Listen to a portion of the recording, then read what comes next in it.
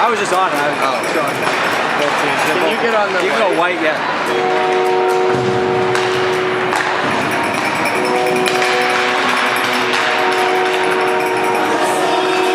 So you race it, you're gonna go down? What do you want? Yeah, I can do wide the whole game. Just so I have, like, at least I'll have a bit of a flow rather than all of a sudden in the third I'm kind of getting everything adjusted again. It'll take a sec to be set up. This one doesn't have a thing, so I'm gonna have to put it in my pocket. Oh, like a mount.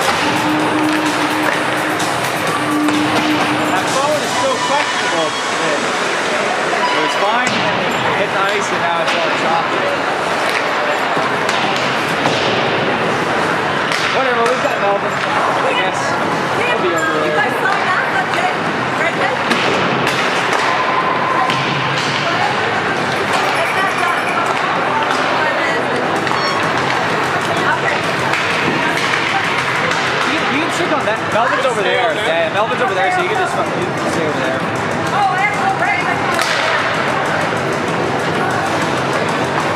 Hey, I'm Harley. We're doing interviews there.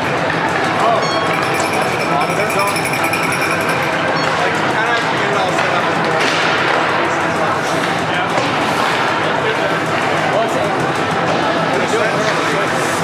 I just need to unplug his end and then he's good. So you need one more HDMI cable. You need to plug in your...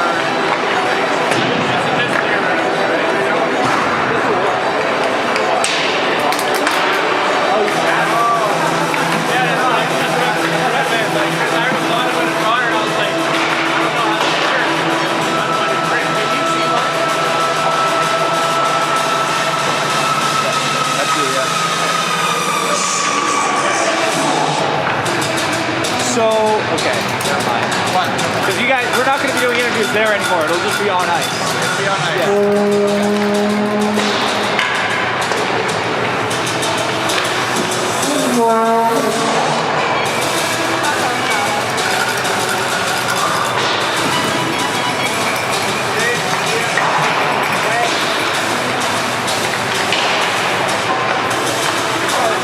I had to do Y multiplying 1, 2, 3, 4, 5.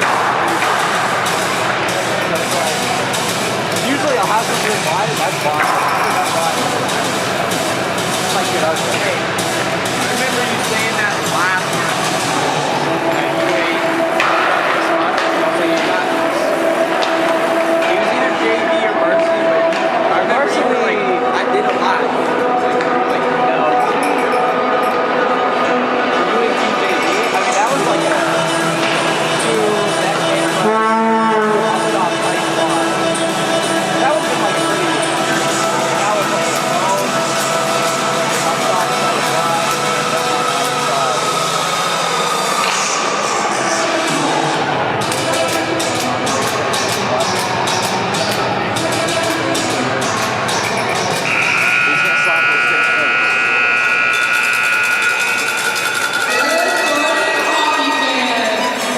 Welcome to the final gold medal game of the Metro West Force U18aa Provincials between the Metro West Force Reds and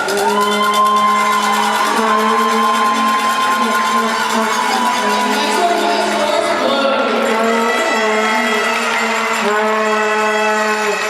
Good luck to both teams and let's play some hockey.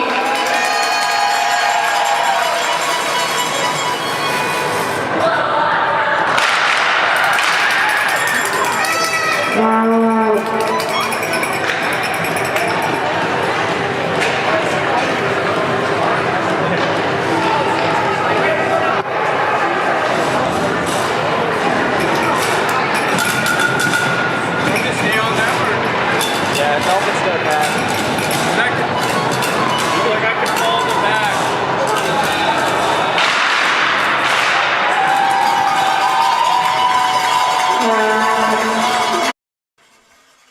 And welcome here, folks. It's a good morning, day 3 of this 2025 U18aa Nova Scotia Female Hockey League Provincial Championship, and we are in the gold medal final game between the Metro West Force Red and the Metro West Force Blue. And myself, Connor McKinnon, giving you play-by-play commentary. And joining me inside the booth is my color commentator, Ethan Greenham. Ethan, this is a team that faced each other in day 1, ending in a tie, a very competitive matchup, and there is no love lost between these two teams, and more importantly, they have a chance to pull off a provincial title and gold medal win. You know, with them both being Metro West Force teams, they both, all these players, they grew up playing together. And just at the end of some of their hockey careers, playing in the finals against each other, such a big moment for lots of them. Yeah, big moment for both of these teams, and the tournament MVP currently on the ice, and Ava Lorette for Metro West Force Red. A tremendous player, already has 10 points on the tournament, including 6 goals and 4 assists. has been absolutely dynamite. And we speak of dynamite players, talking about Metro West Force Blue. You got none other than Sophie Kidd, who also got a tournament shout-out for being one of the best goalkeepers of all tournament, and she's been displaying it. Talked with Elle Dietrich, her teammate, about it during the pregame, as we'll show you that during one of the intermissions. And it was very complimentary of what she's been able to do for this tournament. And here's the captain, Smith, who has scored and assisted on a few goals throughout this tournament. Yeah, a nice start from Metro West Force Red. Blue's going to dump it out there. And a stoppage of play and icing. But not to be outdone, we talked about players like Ava Lorette, but Grace Chelsea Henderson, this tournament has had 5 points, 3 goals, 2 assists. Lila McDonald also has 5 points. So this team can score in bunches. And it's a little bit of a different story for Metro West Force Blue. The highest goal scorer, well, just in points, has been Julie McInnes with 5 points, and then you only have Elle Dietrich and Finley McPherson with 4. But they played in a lot of low-scoring games, so they're not afraid if it's a tie game or only a 1-goal lead. They're comfortable with it. And as we talked about with Sophia Kidd, you got her at net, then that's not going to be any problem if it's a close game. And you were talking right there about tie games, and these two teams tied the last time they met up. And as well as yesterday, Metro West Force Blue did go into overtime. Yes. With the Quad County Whitecaps. Or check that, the Metro East Inferno Fire. Yeah. And score! And it didn't have a chance. You could see unbelievable start for Metro West Force Blue, a quick goal score. And you could see the shock and the dismay from Bria Matthews. She thought she had it, and you could see at the end of the play, it just went in. It skated right past her. We'll see on the replay. Yeah, what a start from Dietrich there.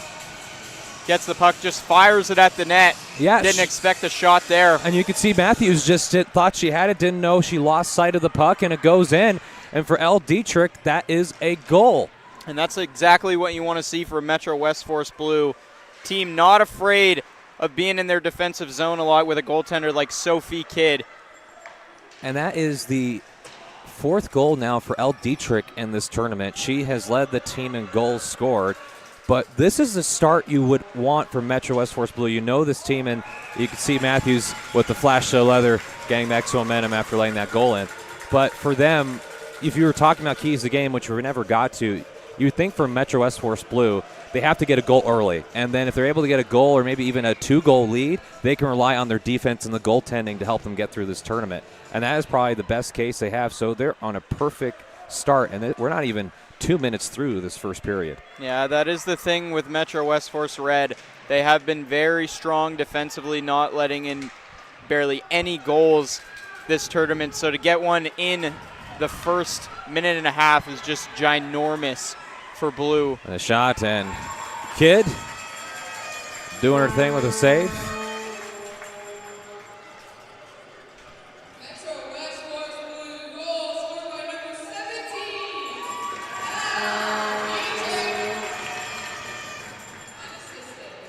Yeah, and we talk about that last goal by Elle Dietrich.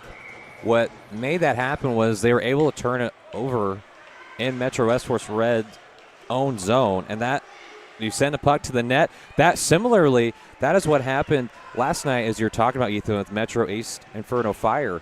You had Finley McPherson for Metro West Force Blue just take a shot from near the blue line, and it just went in, and they won the game. So you just never know. If you throw a puck at net, it could end up being the difference maker. Yeah, their last 2 goals certainly in this tournament have been far-fetched shots, but it's been working for them. Shows that they're willing to shoot from anywhere and just anything to generate a chance.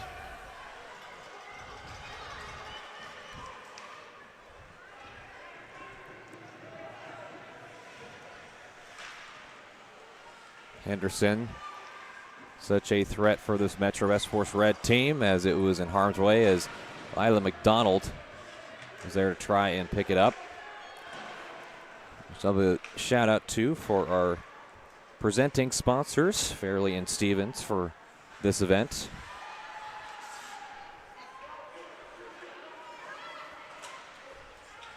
Dunphy over, going past center ice. Britton.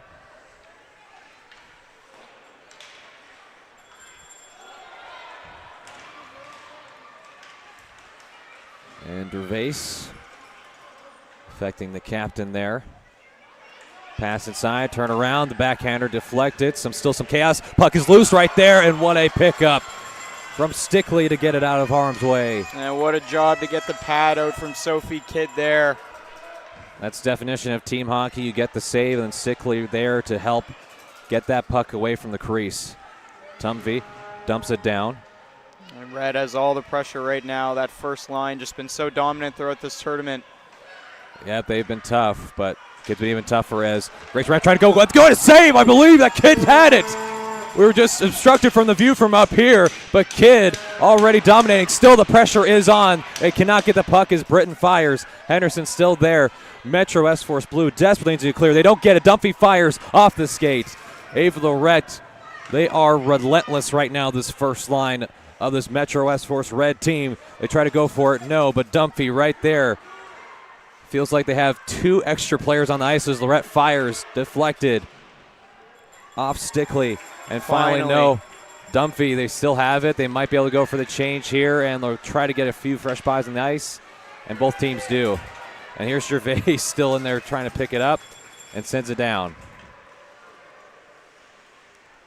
What a sequence of events that pressure was, including a play that Stickley made defensively to get away from the crease that could have eventually tied this game. Yeah, it was huge that Blue was able to get that change now.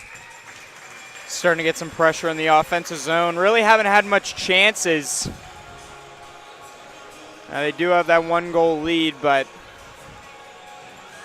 need to start challenging Bria Matthews some more. Well, I will say Matthews, ever since allowing that goal in, she's been flashing the letter a little bit more, just making sure that she's securing the puck. And it's still a lot of time left, not even halfway through the first period. Still have 2 more periods to go after this for the gold medal.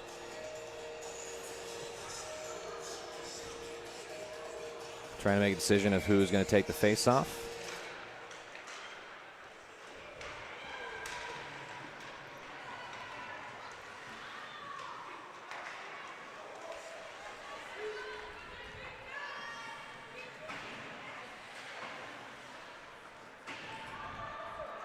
Martin and Smith out. The other unit for this team that has generated points as well. Martin has had a few assists this tournament. 3 to be exact.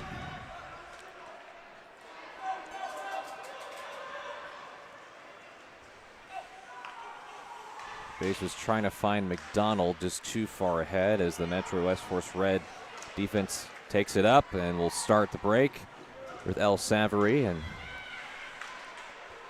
El Savary, as the puck is loose again in front of the net. Kidd will have to try and navigate through all of it. A shot from Martin goes wide. And here is a clear. And Sophie Kidd just looks so calm. And they call an icing. A lot of scrums so far in front of the net. But she just drops to the butterfly. Want to make herself as big as she can on the ground, use those pads. You know, when you're so close like that, you're not always thinking about putting it up top. Showing to put something at the net. And no shots on goal from that scrum there, but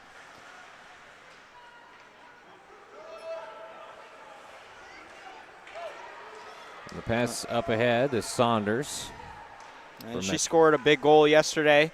What we thought was going to be the game-winning goal. Initially, yes. Yeah, with just over a minute left in the third period before the Inferno tied that game up. I said it was the biggest goal of her career. And, I mean, if she didn't score it, they wouldn't be in this game right now. And I did ask the captain, Finley McPherson from Metro West Force Blue, about having to face that, being up 2-1, and then with 13.5 seconds left, Metro East Inferno Fire ties it up to go overtime. And what she said was incredible poise that this team had. She said it didn't actually really affect us. Our mindset was after that goal is that, okay, we have to try to make something happen. They did, and you saw that because they won in overtime. But a lot of teams in that situation, especially a young team, would probably panic and now know what to do. But, you know, when you have a captain like Finley McPherson who said not only is going to continue playing in sports, going to be playing rugby at UPEI. So there'll be probably some coverage of that from here from Marytown that profiles some of that rugby play.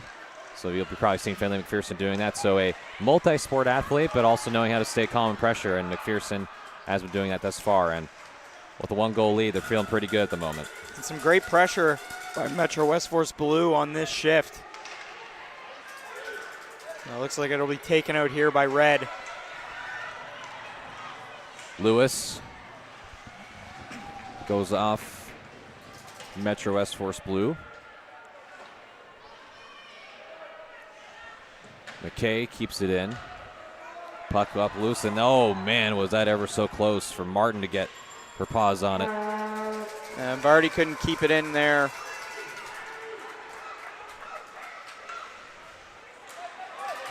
Nice pick off by Gervais. Gervais makes some moves, has some chances at defenseman. No. We've seen that a few times from Gervais, not afraid to lead the break. And the puck goes a little bit wide.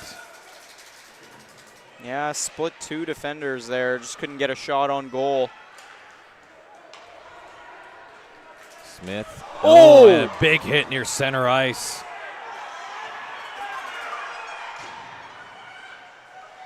And no call there. Nope, as Just Smith a collision. gets up. Seems to be okay. We'll get back as a shot on net by McCallum. Looks like the coaching staff tending to Smith and seems to be okay, is on the bench. Dunphy fires a little bit too wide.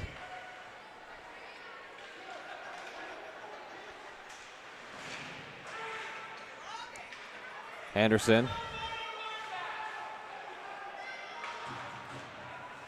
Lorette trying to find it through all the white jerseys. Got it, but not in the direction wanted. Already halfway through the first period, Dunphy tracking it down, allows a change for Metro West Force Blue.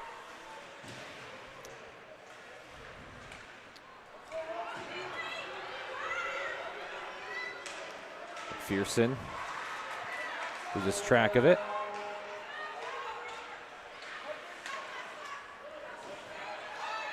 McDonald able to keep it in, still onside. The moves and taken away.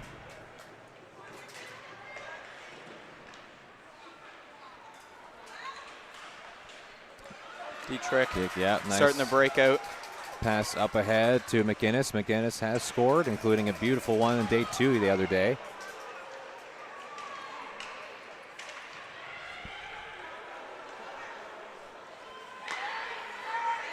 McDonald with a dump. They'll allow Keitzer to get behind. Dietrich moving smoothly. Dietrich gonna dump it down. Yep, to allow the line change.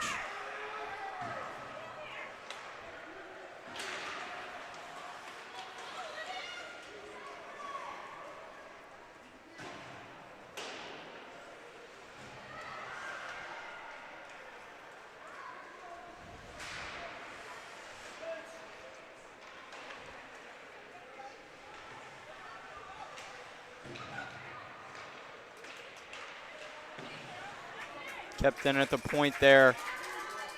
Still a 1-0 game. Just under 4 minutes remaining in the first period. The goal scored by L. Dietrich, and here is another chance, this time for Metro Force Red. Pass up ahead, just too far for Martin. That is probably one of the best chances they've had as an offensive unit so far in this gold medal game. And Vardy couldn't keep it in there.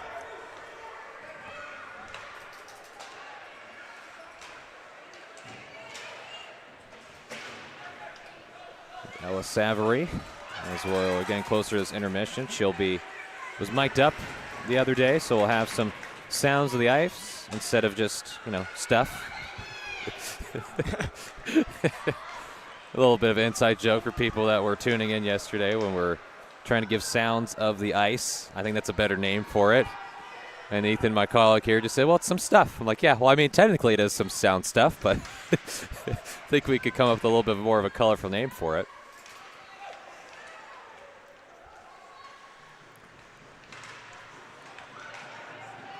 And it's chipped back into the corner there. And it's that first line once again. Every time they're on the ice, seems like they're in the offensive zone. Yeah, especially as Ethan, you talked about this first line unit. with Henderson, Lorette, and McDonald, they have made it very difficult for this defense, and I think that's kind of what's going to be the doctor's ordered for this defense for Metro West Force Blue. They're going to have to deal with it, as there seem to be some bodies of the ice. Nothing called there. Puck loose, still loose. Lorette there, and Kid trying to navigate through all of it. Dumpy right there. Henderson, and the puck finally goes out and is cleared. No icing will be called. And a great first period from Sophie Kidd. I mean, they've had so many chances so far. I think for her the biggest thing is just making sure she's in the right place in that pileup that's going near on, as Lorette again trying to deke her way through a few defenders is unsuccessful, but they still have it. Shot, tough angle.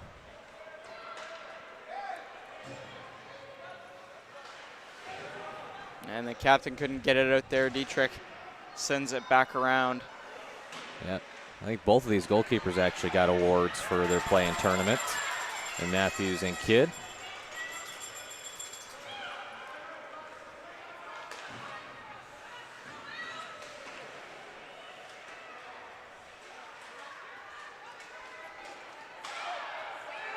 Lewis, and that's gloved down by Kidd.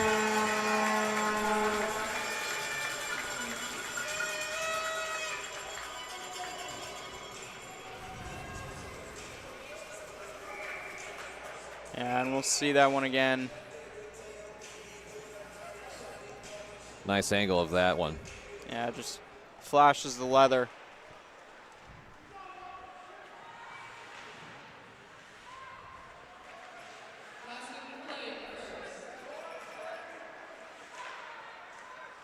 And the puck goes a tad bit wide. Yeah, they've had quite a few shots from the point, but they've struggled to put it on net.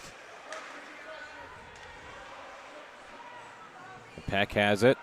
Smith trying to get it.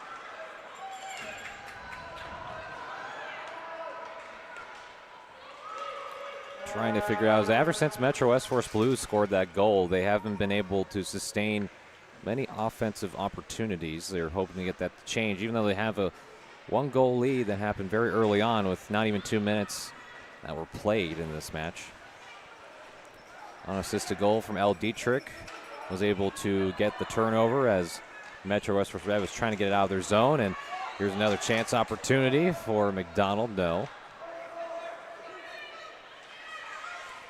Peck whiffed on it, off, and there was a nice backhand save. Another back-to-back save. There's a third save. And right before the end of the first period, Matthews had to come up with 3 different saves to keep it a 1-0 deficit for Metro West Force Red.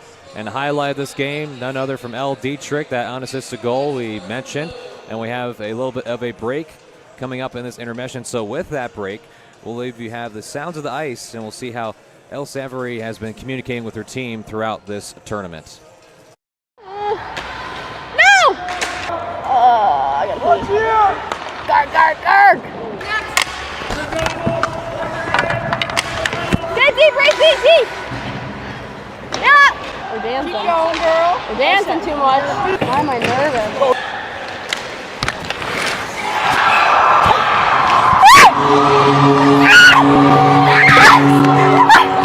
I was like, yes. Where's Jeff?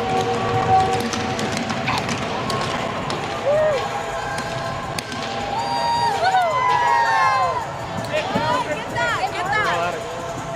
I always score mic'd up. Whoa. I didn't like that. Don't let them back in. Way to sell it. Jenna! Woo! Oh, that's embarrassing. Let's go to Denny's for breakfast. Yeah, let's do it. Ella Savory? So, I thought you were going to say slavery. What? Yes!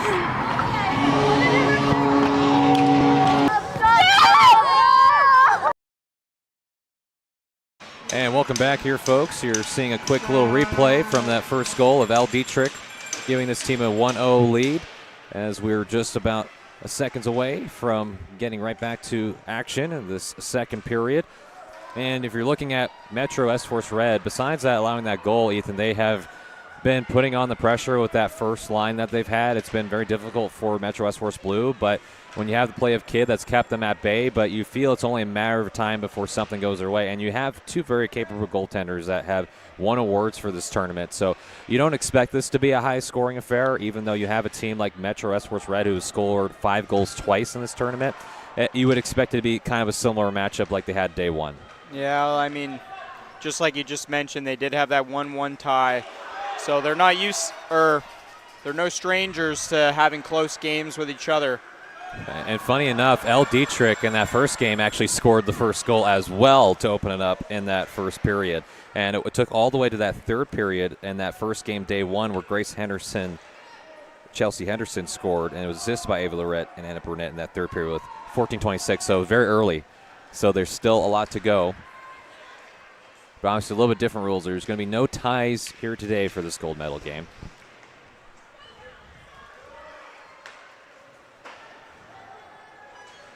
And that first line's still out there. Looking like they'll make a change. Yeah. See McPherson is able to talk to her yesterday after the awards announcements, and McPherson was talking about how she thought she was playing as Dietrich going in, and she thought she could have played a little bit better and thought she could have contributed a little bit more, but I think the fact she was rewarded for her efforts as being the top defender in the tournament goes to show what she's able to do. As you can see her getting back for it to try and lead the break. Yeah, I mean, getting the top defender of the tournament award while feeling like you could have done, more. Yeah. I mean, I think it's more pretty good in the end. It's got to be more reassuring because when you play a defenseman type like role in hockey, you're not always going to be rewarded with points. Not all of us can be a Bobby Orr or a Cale McCarr. Like that's just not how it goes. Or Lane Hudson, if I may. Montreal Canadian, I'll put that plug out there. That is fine. I mean, I know there might be some Toronto fans. Scorer. There might be some Toronto fans that might be mad at me. It's really weird. I don't want to get into it, but there is a weird disdain for if you're a Montreal or a Toronto fan. I always find it interesting. I never really have any personal distaste towards Toronto. It's easier as a Lightning fan because you just get to dislike both. I guess. Yeah, everyone asks if you're a Montreal fan, who's the team you hate the most? And I go, well, the Lightning aren't great, but it's got to be Boston. Boston's been the team that you look at as a Montreal Canadiens fan and go, yeah, I don't like them. Like we remember, years ago they fought in the stands with the fans. Yeah, hopefully not going to have any of that happen today. No. But that was back in the 70s. You can do that. It was totally fine. Different time. As we get back here in the second period, Stickley is trying to fire a shot towards Matthews.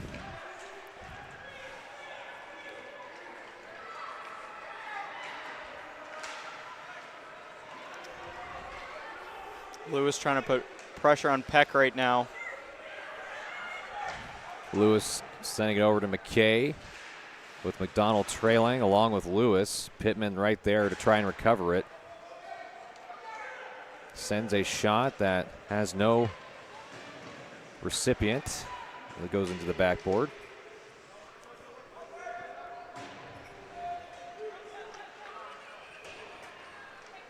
Shot goes wide there from McDonald. Pittman takes it. Lorette takes it down with the glove and goes up and scores. What an incredible shot from Ava Lorette, the leading goal scorer for this team.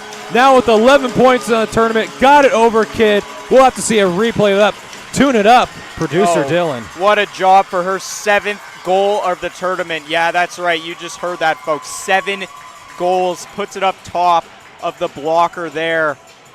I mean, how do you see? You have to show like a slow down of that because I had to squint my eyes to see the hole that she shot the puck through. Right here, and just got over the shoulder on the blocker side of Kidd.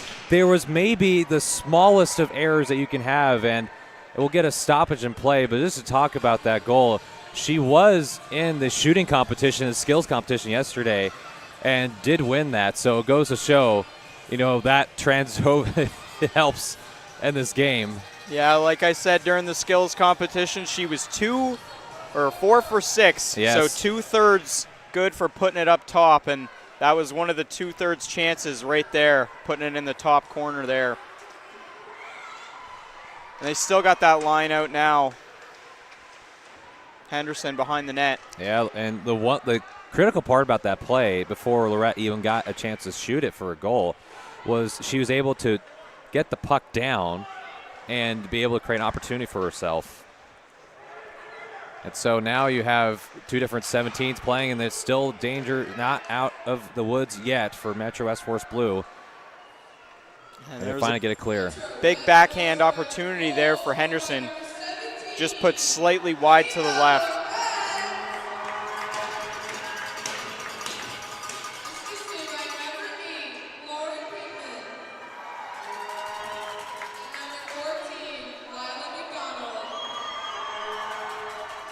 So McDonald and Pittman on the assist, and McDonald tried to make a move.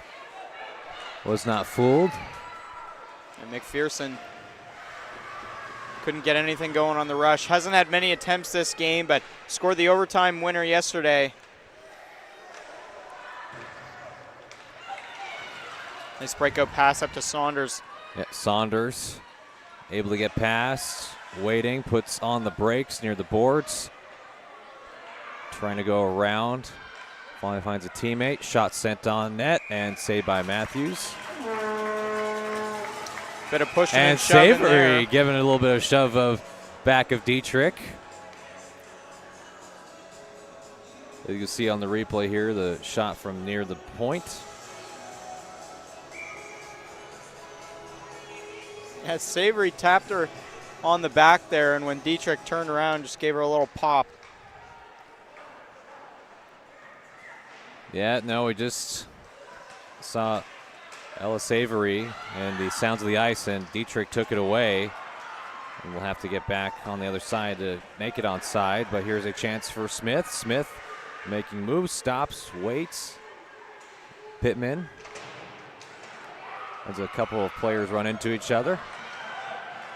Still no calls in this game so far. Been a very clean game of hockey, but we might have the good old announcers jinx that might happen in the next 30 seconds. I don't know if I'd call it the cleanest game, Connor, but I'd say the refs have just kind of let their whistles go in their back pocket. Yeah, no, there's always that, no matter what the sport is, it's playoffs or provincials, you try to let the players play and not get involved as much as possible.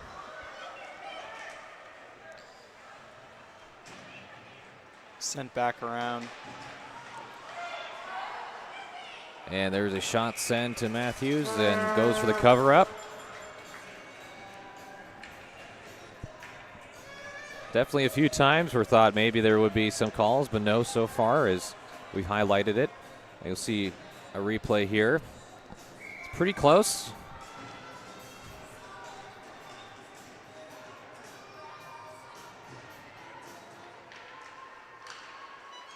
Yeah, so in that first matchup, there was actually 4 penalties called when Metro Force Red and Metro Force Blue played against each other. And actually that goal score by L. Dietrich, that came on a end of a 5-on-3 that went to a 5-on-4 that helped Metro West Force Blue get that initial lead back in the day one of that tournament against Metro Force Red.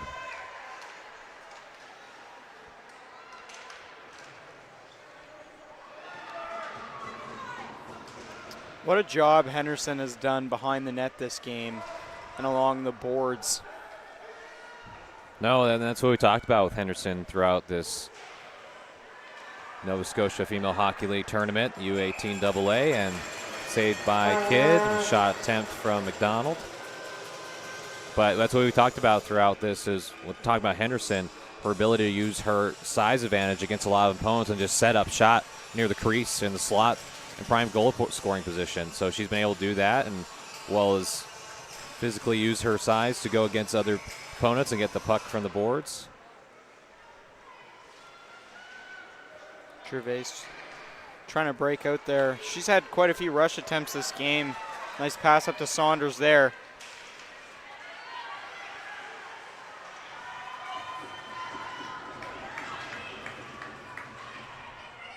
And no call there on Josie Kaiser. There's definitely some physicality going on between these two teams, and you're playing for a gold medal. There's a lot of competition and feelings and a lot of emotions on the ice.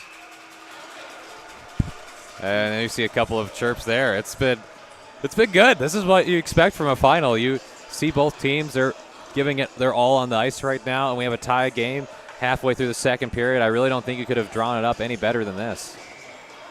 Yeah, it's been nice to have close ones, especially ever since the first game yesterday. Every game has been decided by a 1-goal deficit.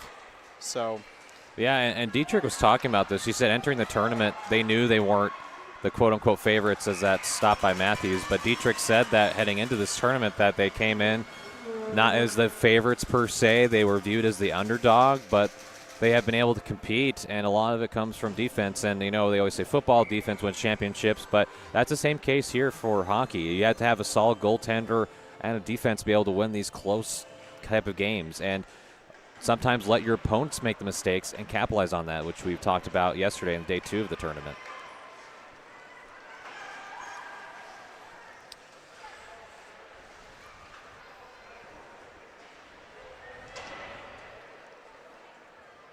McRae trying to get it, but Smith there before McRae is to it.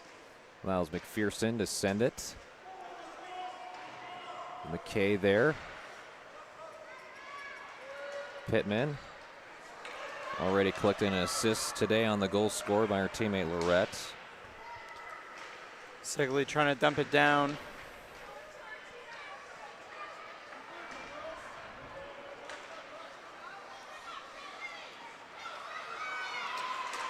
McPherson. Made a nice move there before dumping it down. Keeps the puck in there on the right side at the point. Sent back into the corner.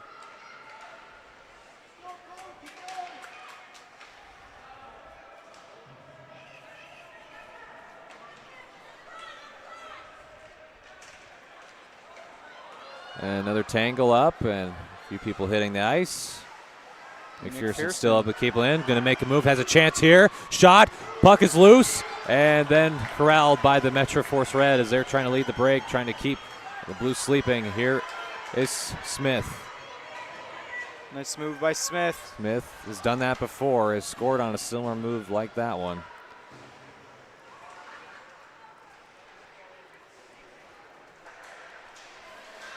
And going back to that last save there by Bria Matthews, what a stop. Here's Probably a 2-1-1 have to make another quickly. one here.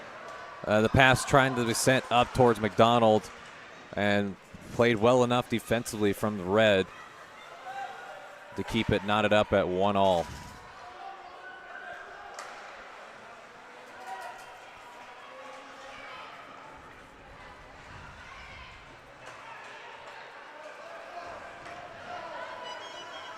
The Red again. And the Red, again, nothing. We're less than 5 minutes in the second period. Still a tie game, Britain. Trying to find it. Lorette right there, passes up ahead. Henderson almost got the stick on it. That would have been a potential goal-scoring moment for Henderson. Dumphy tracks it down. And Matthews covers it. And Dietrich getting caught up once again. Some words for her after the whistle.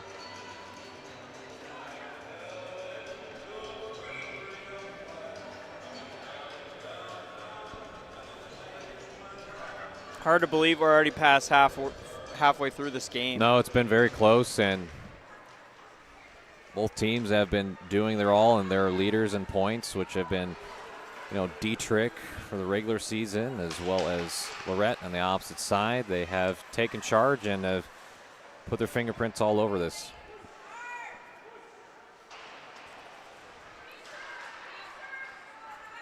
Lorette trying to bother Gervais. And Gervais goes tumbling down, but not before trying to get it out. And Pittman not able to keep it in the zone. As McRae chasing for it. McDonald trying to break out now.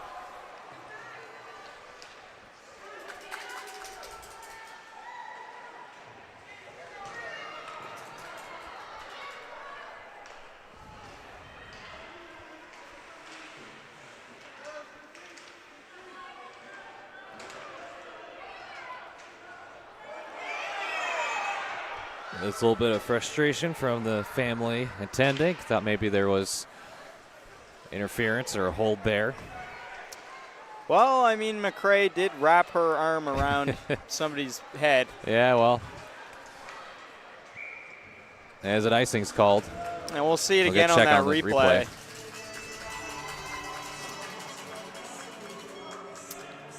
Yeah, a little bit. A little bit. Listen, Your Honor, the evidence was right there. You're caught on 4K. But, you know, the judge up here does not make the ruling. No, it is the jury. No, yeah, we don't make it. We have the jury right in front of us, and the judge said, "No, we're scrapping that. We're going to keep on going." Well, here's a chance here, racing down the ice, and nicely played by Dunphy though to prevent that from being a prime scoring chance. Offside there. Yeah, no, it was just past the blue line. Lewis going to dump it down.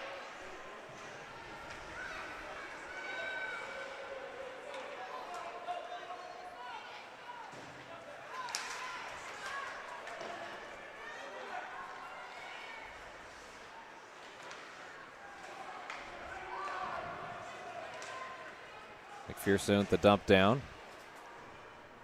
Shepard back for it behind the net.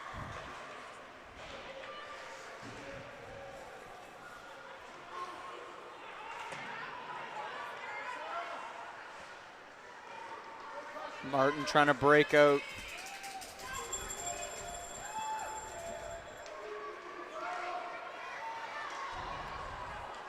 And almost was able to be taken there for McKay for the moment. Almost got it. Here's Smith. McPherson chasing it down, and Kidd, not a problem. Yeah, nothing seems to be a problem for Sophie Kidd when it's just one-on-one with the goaltender. Easily gloved there on the shot by Smith. See it again on the replay. Unfazed. Dietrich and Lorette going to take the face-off here. Pittman on the opposite side. They go back to Lila McDonald, but Pittman is calling for it. He smacks a stick, and I said, "I want this puck," and a little bit offline for her. Yeah, she had her opportunity. And it comes back up to Henderson now. Henderson has Peck McDonald. falls. Throws in. That's too high from Henderson. Avery Sim out there. Talked with her during the pregame before this one.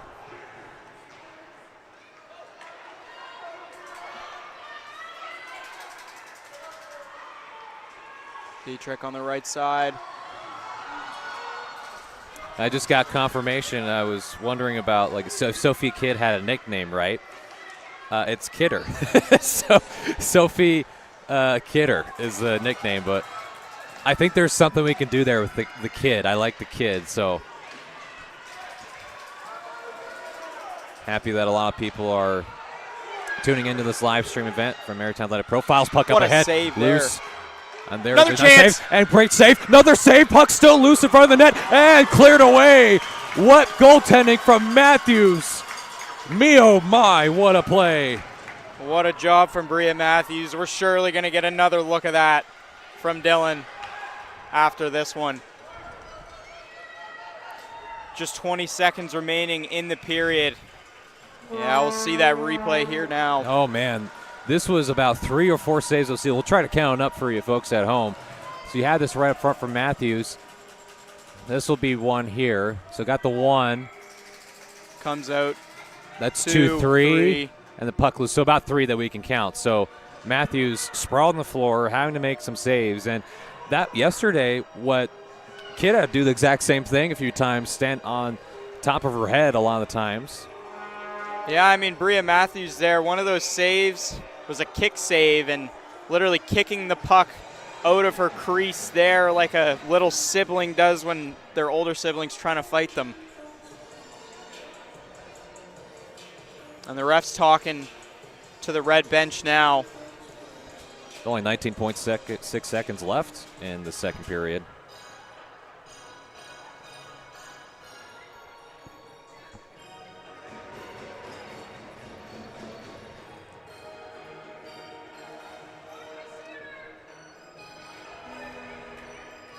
Smith going to take the face off here.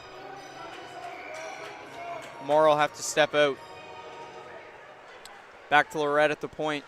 Yep, pass up ahead and saved by Kidd.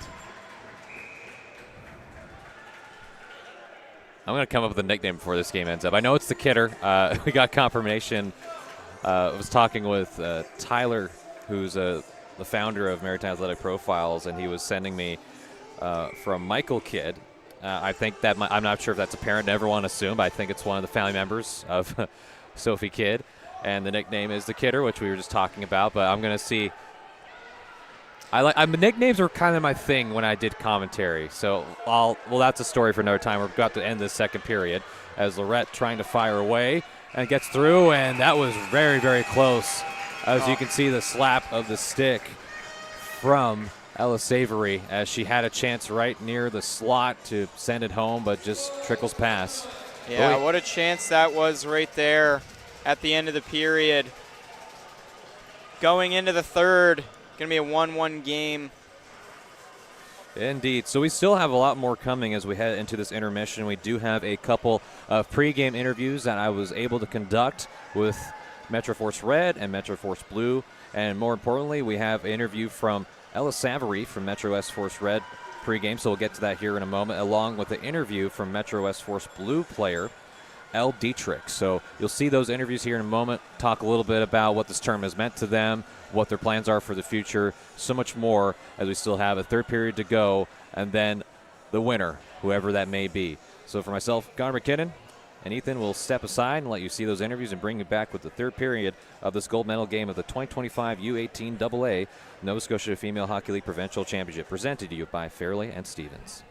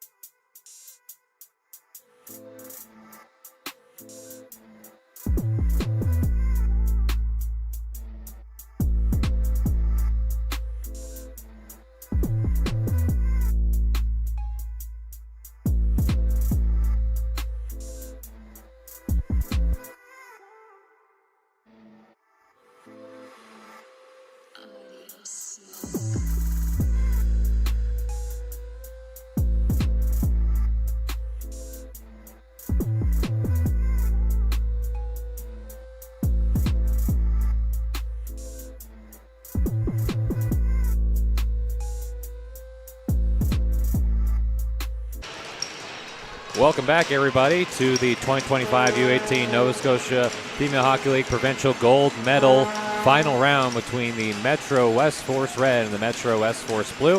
It is a tie game, and how we've gotten to that point was back to an early goal scored by L. Dietrich, turned it over in Metro Force Red's own zone and got the score. And it surprised Bria Matthews, the goalkeeper, for that one, and then followed up in the second period.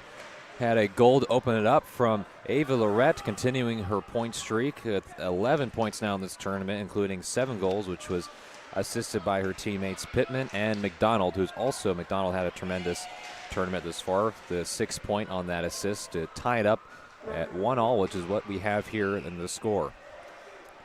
Yeah, it's certainly been a phenomenal goalie performance so far, Connor. I mean, Bria Matthews let one in early in the first minute and a half, but after that she's been quite phenomenal. And then Sophie Kidd, the shot from Lorette is not much you can do. Angle. No, it was not much you can do when you go above the shoulder in the top shelf. It's such a difficult shot to hit because as a butterfly, you're going to have that opening there when you get low like that, and you're not expecting a player to be able to have that type of accuracy and precision. But as we talked about it in that second period, the skills competition was an indication she is more than capable of shooting those shots from that range. Out to Dietrich there. Yeah, had a shot at it. Swatted away by Matthews. Still kept in by McPherson. McPherson sends a shot in and goes off. And we'll see how McPherson does this third period. Yesterday in the final game, did not have much going on in the first 2 periods. Had a strong third period, and then obviously the overtime winner, as we've mentioned before. Captain going to stay out there on the right side at the point. And the puck comes back to her now.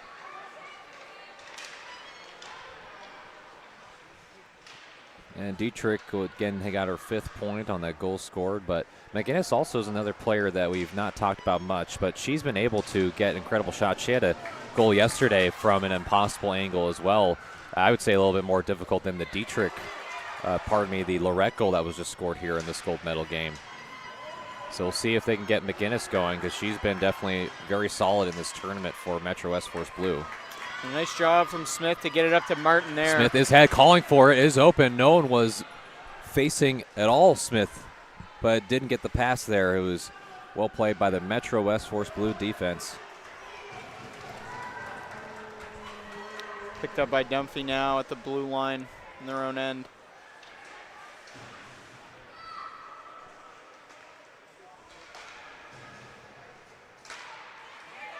Smith didn't locate it.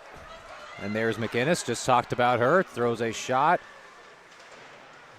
A little bit too far left of the post for McGinnis, who goes racing back to the bench.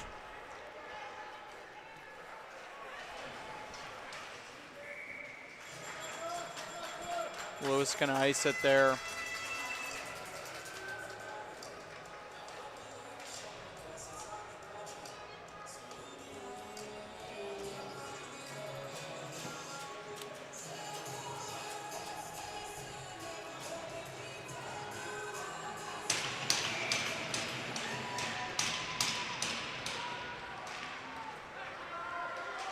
Anderson makes a move. Does have Lorette and McDonald. That fantastic first line for Metro West Force Red.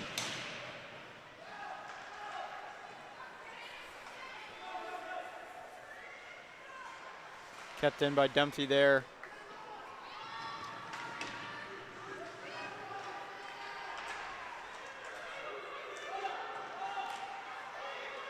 McDonald. Henderson looks, she's always sitting behind that net. Yeah, no, she's always circling around. And finally, a chance to clear. Attempted for McDonald, but Dunphy will have a chance to play it. And an icing. And 11:15 remaining in this 1-1 contest for the championship.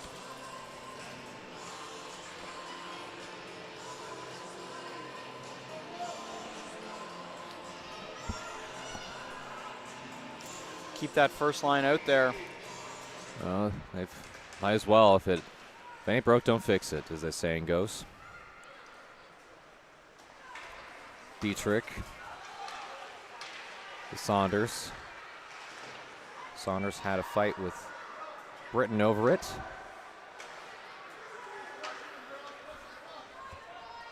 Lorette now. Yeah, Lorette, the captain. Just loses it. Dietrich, the assistant captain, with it.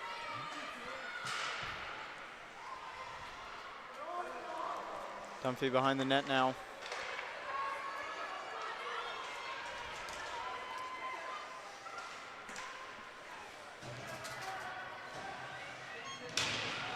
And Henderson with a little bit of a hit. Still no calls in this game. It's been no calls whatsoever compared to the 4 that were called in the first time around. And this puck was loose. Sim with it. Sends it other way. Trying to get it over to Henderson. Henderson will make the decision to wrap around. No. Back to Henderson The again wrap behind the around. net, sent out front. Had the right idea because there was some wide open room on the other side of the net, but just lost the handle of the puck, and it goes down the other end for an icing.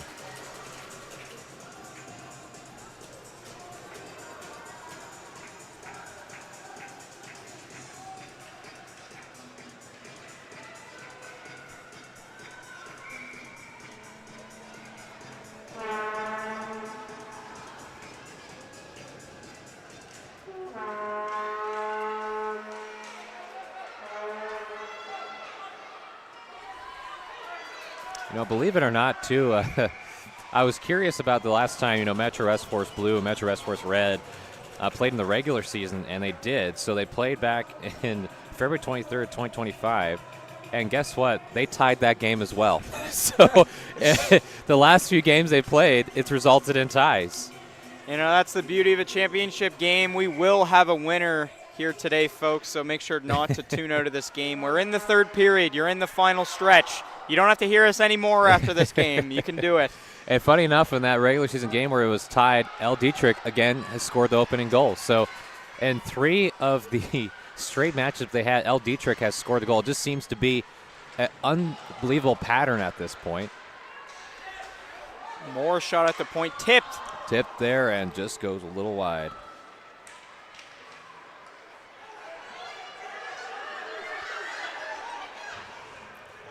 Cray dumped it down.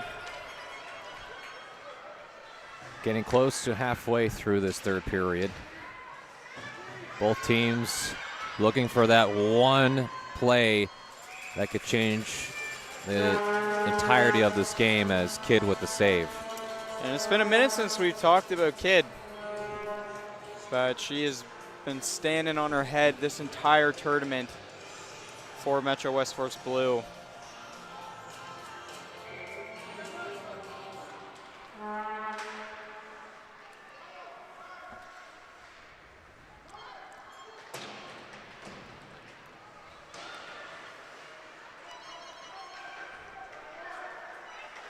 Smith tried to get it to the point there, couldn't be kept in by Sim. Yeah. Sim has to put it down.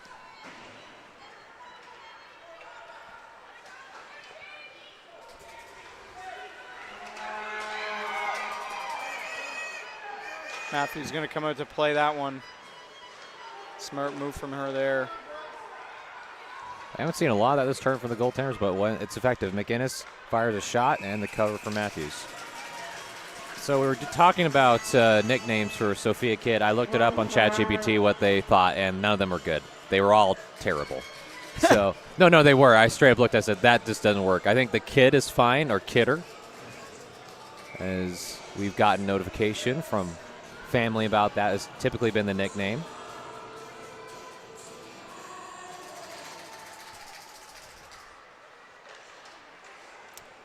Henderson now. Lost it to McGinnis. And Gervais had it, tried to send it down, and taken away by Lorette. Lorette fires, hits the glass.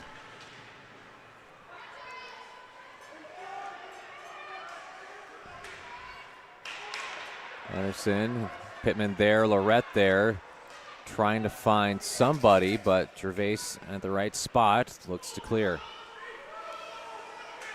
Dumped down by Gervais there. Go on net, covered by Bria Matthews. And we are halfway through the third period now.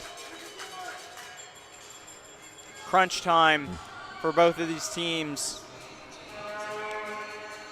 Pressure makes diamonds. And who will come up with the ring here? We're 7 minutes, 34 seconds away from finding out that answer. Both teams have fought their way through it. All had their challenges, especially opening up with the tie, but we saw Metro West Force Red able to win 3 straight after the tie. Metro West Force Blue, it's been a little bit different story. They've had a tie and a loss, but they've been able to win games clutchly in that day 2 to send them into this gold medal game for a chance to get the U18aa Provincial title in this Nova Scotia Female Hockey League. Here comes Lorette. Lorette fires. Pat save by Kidd. Nice job by Sophie Kidd there again. Just going to cover it up, slow down the play one more time. And we'll see it again on the replay. The rush from Lorette on the right side. Cuts to the discipline. middle. Good discipline by Kidd, too, not to overreact from the movements from Lorette. They get the save down and the face-off in the circle. Smith doesn't win it, won by Metro West Force Blue.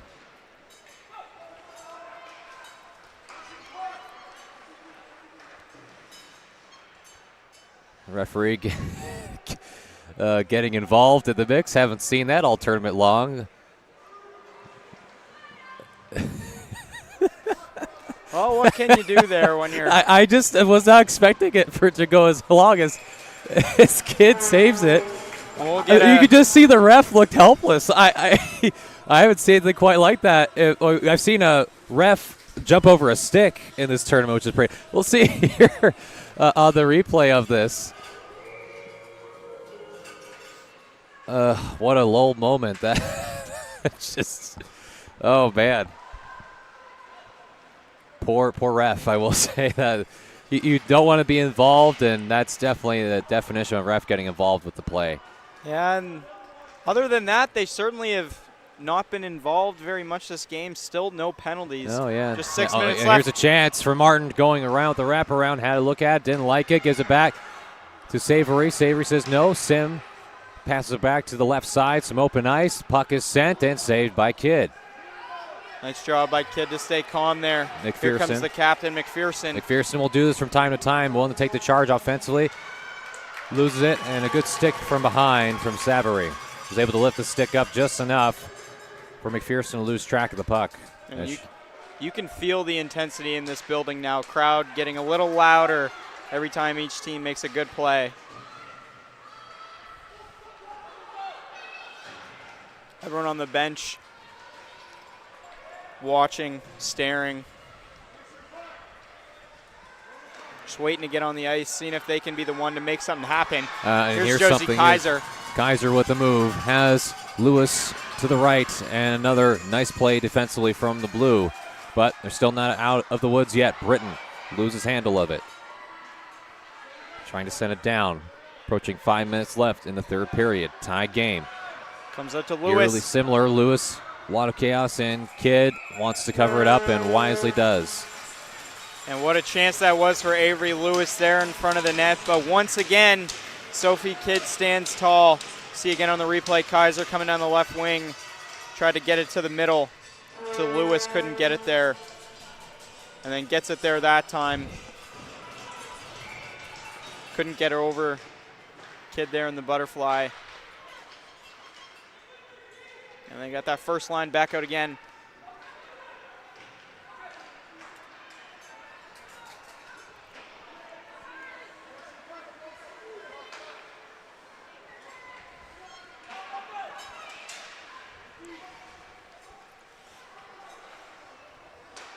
Pass to McDonald.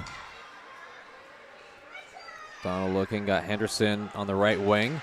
And trying to send it to Henderson. The puck is loose. Still no one has it. No whistle called.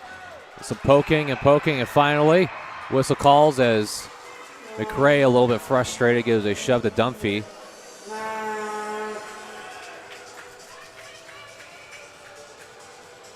A lot of stabbing going on with those hockey sticks. So you'll see here on the replay. Again. Hard to see where the puck is from any of our angles there. It looks like, yeah, it was in between the pads of Sophie Kidd once again. I thought from the sound of the crowd they might have seen it gone in after the whistle, but she had it covered.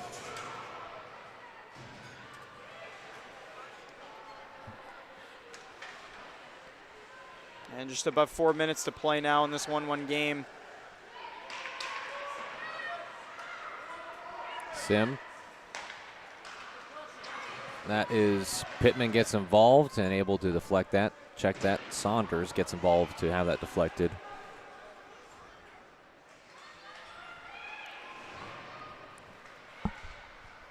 Martin goes behind. And Red has all the pressure in the world right now. Yeah, and you could see what defensively Metro West Force Blue is doing is they're just putting defenders right in the slots. So they're trying to make Metro West Force Red do a different type of thing as Dietrich hits the ice hard. And a lot of people in the crowd here inside the Daphne Center located in the St. Mary's University campus. Not too thrilled with the call. But so far it's been consistent. No call for either team. Savory now. Deep pass up to Smith, trying to dump it down. Comes out to the captain.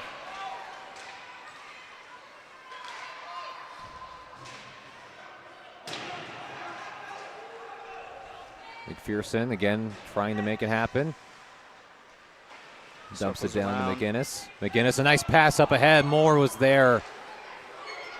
I think McPherson will have to race it down with Lorette. And you got to be glad it was Finley McPherson there. If you're a Blue fan, Dave Lorette on her tail.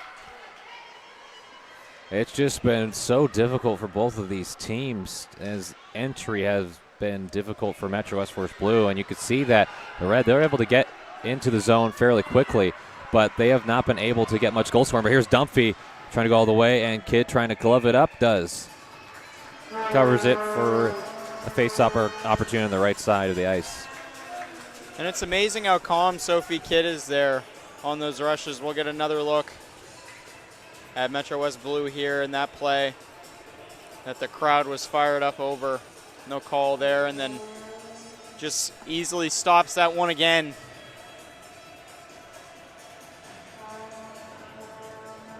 Now, I know you tend to hand tournament MVPs to somebody who scores a lot of goals, but Sophie Kidd has been nothing short of an MVP for her team. And we'll have to see how this game develops. So much time left in this third period in a way because it is a tie game, so anything can happen with approaching 2 minutes left. Saunders down there knows a lot about big goals, scored one yesterday in the last 2 minutes. Smith. Dietrich there for Metro West Force Blue. Trying to come up with it. She does. Has it. Makes a move. And sent down the other end of the ice. And it'll be waiting for Sophie Kidd. She'll just let that be played. Coetzer has to just dump it out with the pressure on her. They'll get a line change here in the final minute 30. And for Coetzer, that could have been dangerous. You had two Metro Force Red forwards coming at you, and that almost could have been deflected. And it almost could have been a similar situation that allowed Dietrich for Metro West Force Blue to get the opening goal. Because if you get a turnover in that zone and you have a wide open chance with just you and the goalkeeper, it could spell danger. Getting close to a minute left here inside the Daphne Center. The final day of this tournament, gold medal on the line.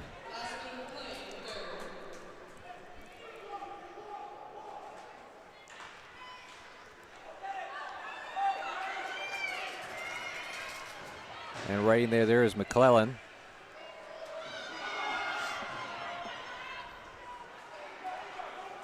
Try to get it deep there to Smith. Picked up by McCrae. Yeah, 40 seconds till we go to extended minutes.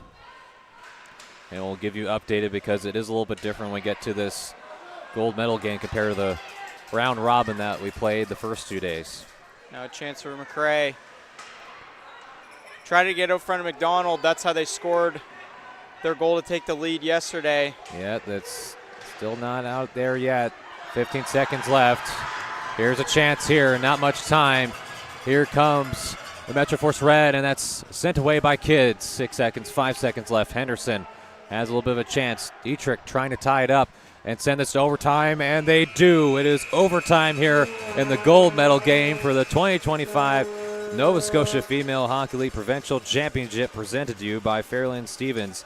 We still have more time to go, and we will give you updates and details of how this overtime works, as we do have 2 minutes in between as we head into overtime.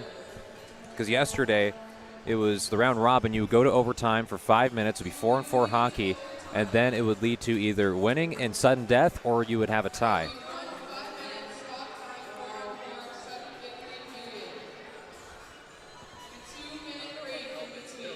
Yes, so the provincial playoff or championship games where a winner must be declared, the following overtime format must be followed.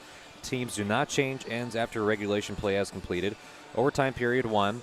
Should a game end in a tie and the end of regulation play, there will be 1 5-minute stop for 4-on-4 sudden victory period. There will be 2-minute break or conclusion of regulation play. If there's a second overtime, should a game end in a tie after the first overtime period, there will be 1 5-minute stop time, 3-on-3 sudden victory period. There will be a 2-minute break at the conclusion of the first overtime. And then if that doesn't work out, the second overtime, there is a shootout.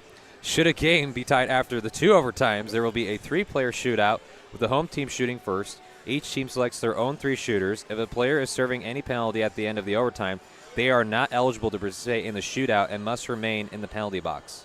So there is your provincial championship overtime rules.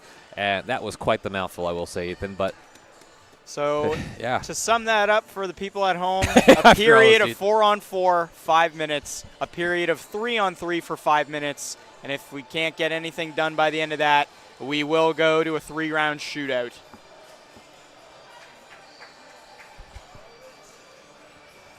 It's going to be a fun one. Yeah, it is, and it also gives us a chance to talk about our sponsors for this tournament. Dexter Construction, Highland Geomatics Engineering Incorporated, McDonald's Fisheries, Kaiser's Group, and of course our presenting sponsors for this, Fairley and Stevens.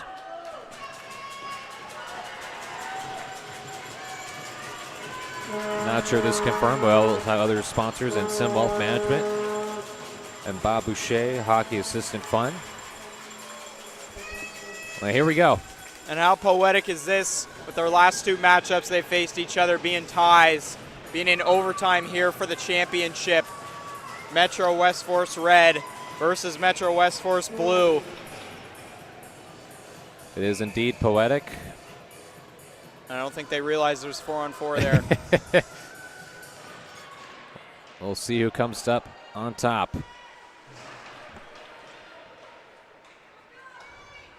Finley McPherson has an OT goal Yep. already. Yeah, she's shot from about that distance too as she was stopping. More ice coverage, a lot more opportunities to score as that puck goes wide past Matthews.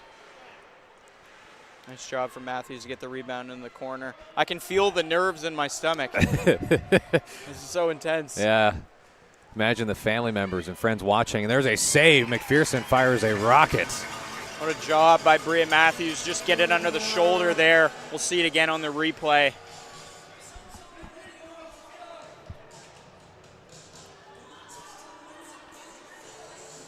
Yeah, nice stop there from Matthews.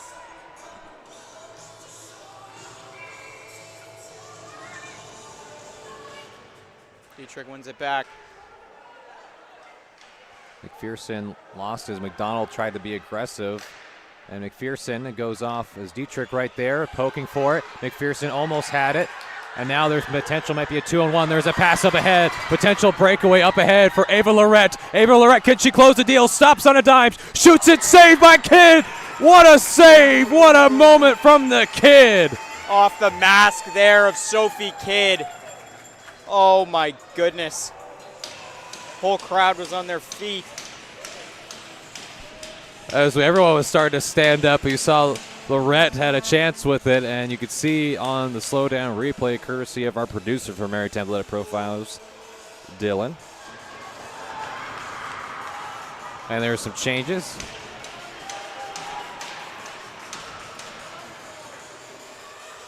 some conversations with the referee group.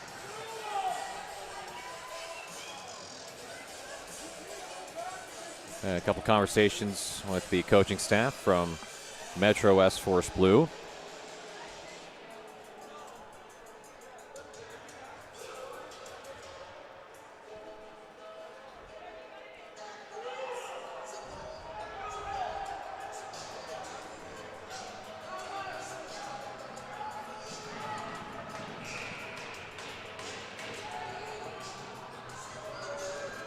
Still a bit more conversation going on. Not exactly sure what the particular issue is.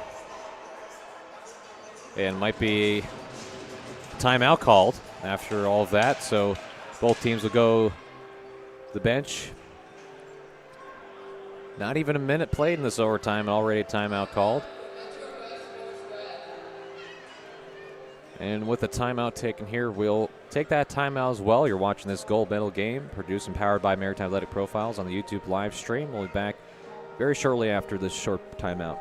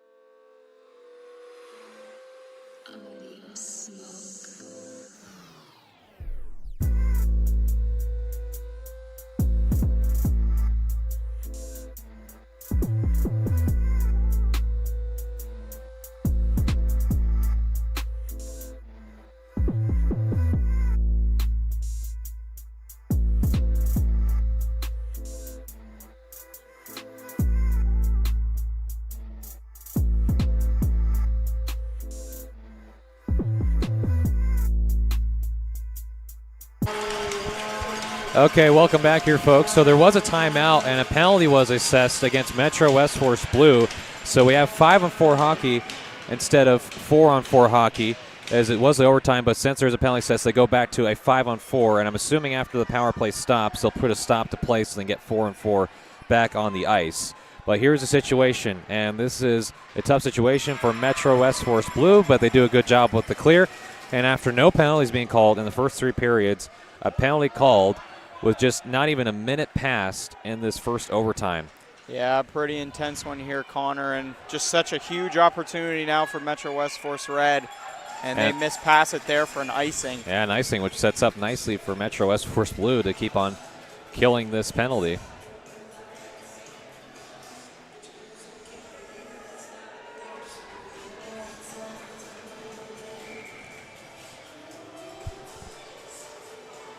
Not exactly sure who was assessed that penalty.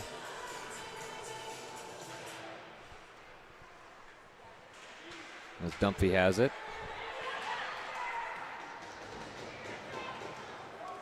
Lorette now has Henderson behind her and McDonald to her left. Lorette moves past, shot, and save. And Kidd just had the glove down there for the quickest moments before a bunch of red jerseys were racing in for it. And that was one of the best opportunities they've had all game. Nice save there.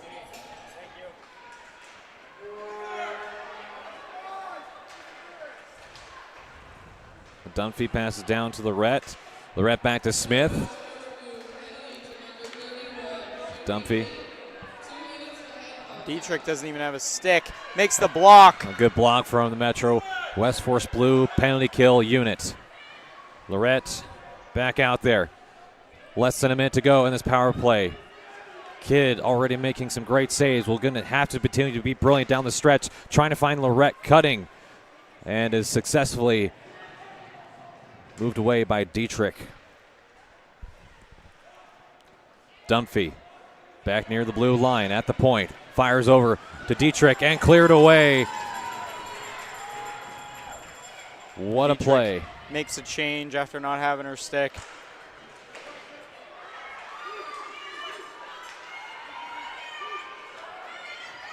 The captain, Lorette, Maneuvering, trying to go against McPherson. McPherson bothersome, and then this glove comes in from Kidd to stop it. 11 seconds left before full strength.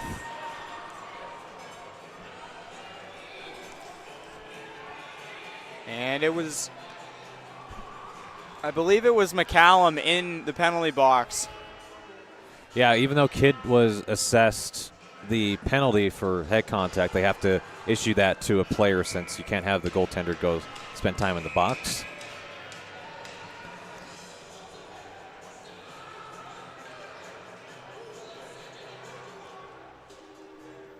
There will be another timeout called. Metro West Force Blue, at least with the timeout being called. So I will try to look into the rule book here for this tournament.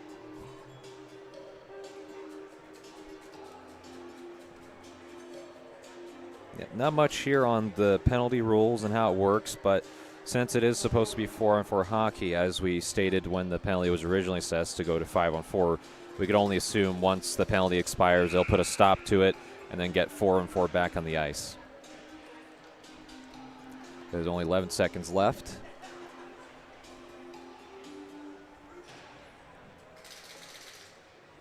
No lineup here now.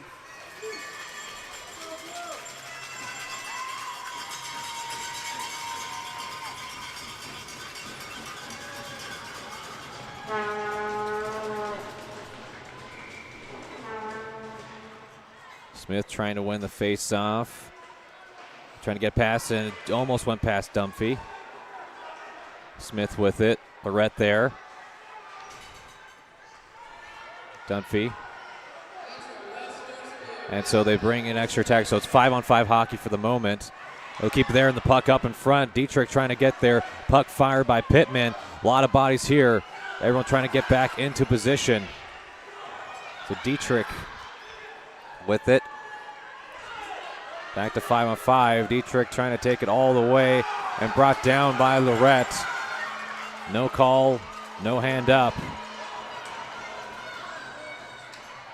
McDonald now moving along the right wing all alone. Under a minute 30 Pass left. up ahead. Kidd almost went through a couple of bodies before it went to Kidd, so was not quite ready for that one, I don't think.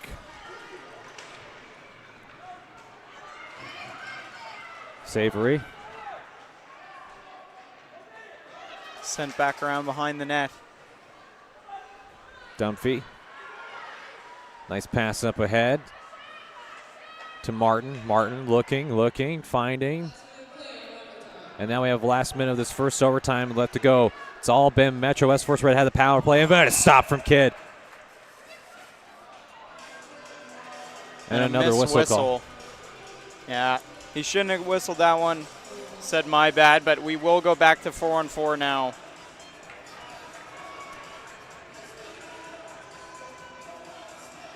Looks like we'll see to confirm on the next stoppage. Yep, 4-on-4.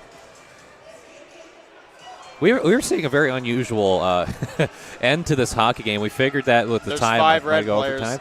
And yeah, and then they were there telling you them to go back. Yeah, Okay. But this has been an unusual assess, like a very no penalties called, like letting the players figure it out. And the overtime penalty call against Metro West Force Blue. It's just been one of those unique type of gold medal game performances.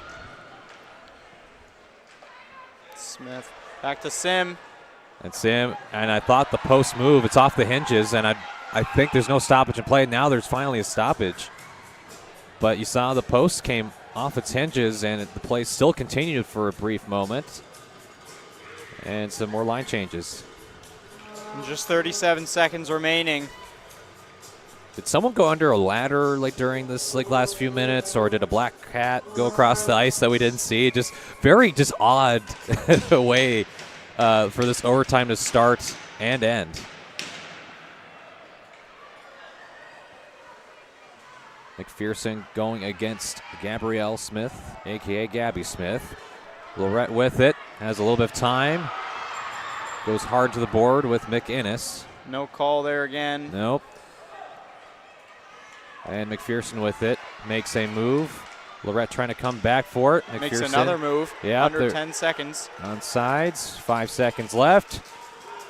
And it looks like here, folks, we are going to a second overtime here inside the Dauphiny Center for this gold medal game. So more 4-on-4 hockey for everyone at home. And to reiterate, after this second overtime, if it goes to not a third, it would be a shootout. So we have 2 overtimes and then a shootout, and each team can pick 3 of their players. And the caveat in this is that if your players assess a penalty towards the end of the second overtime and it carries over into the shootout, that player cannot participate in the shootout. So that's just something to keep in mind for those tuning in.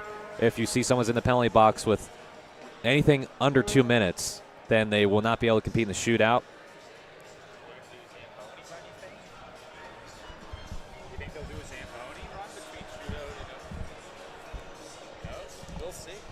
I was talking with our producer Dylan there just for the moment, asking if they would potentially do a Zamboni run through after 2 overtimes, which 2 overtimes is 10 minutes. It's pretty close to a full period of hockey. You would think in between the shootouts they would, just to give some extra grip for both teams. And then that would be if it were to happen, which got a lot happen in the second period, but if it were to go to a shootout between these 2 goaltenders, that would be some type of ending to this provincial title. Yeah, I mean, it would be something else, but I wouldn't want to imagine being in the locker room for either of those teams in between the overtime periods.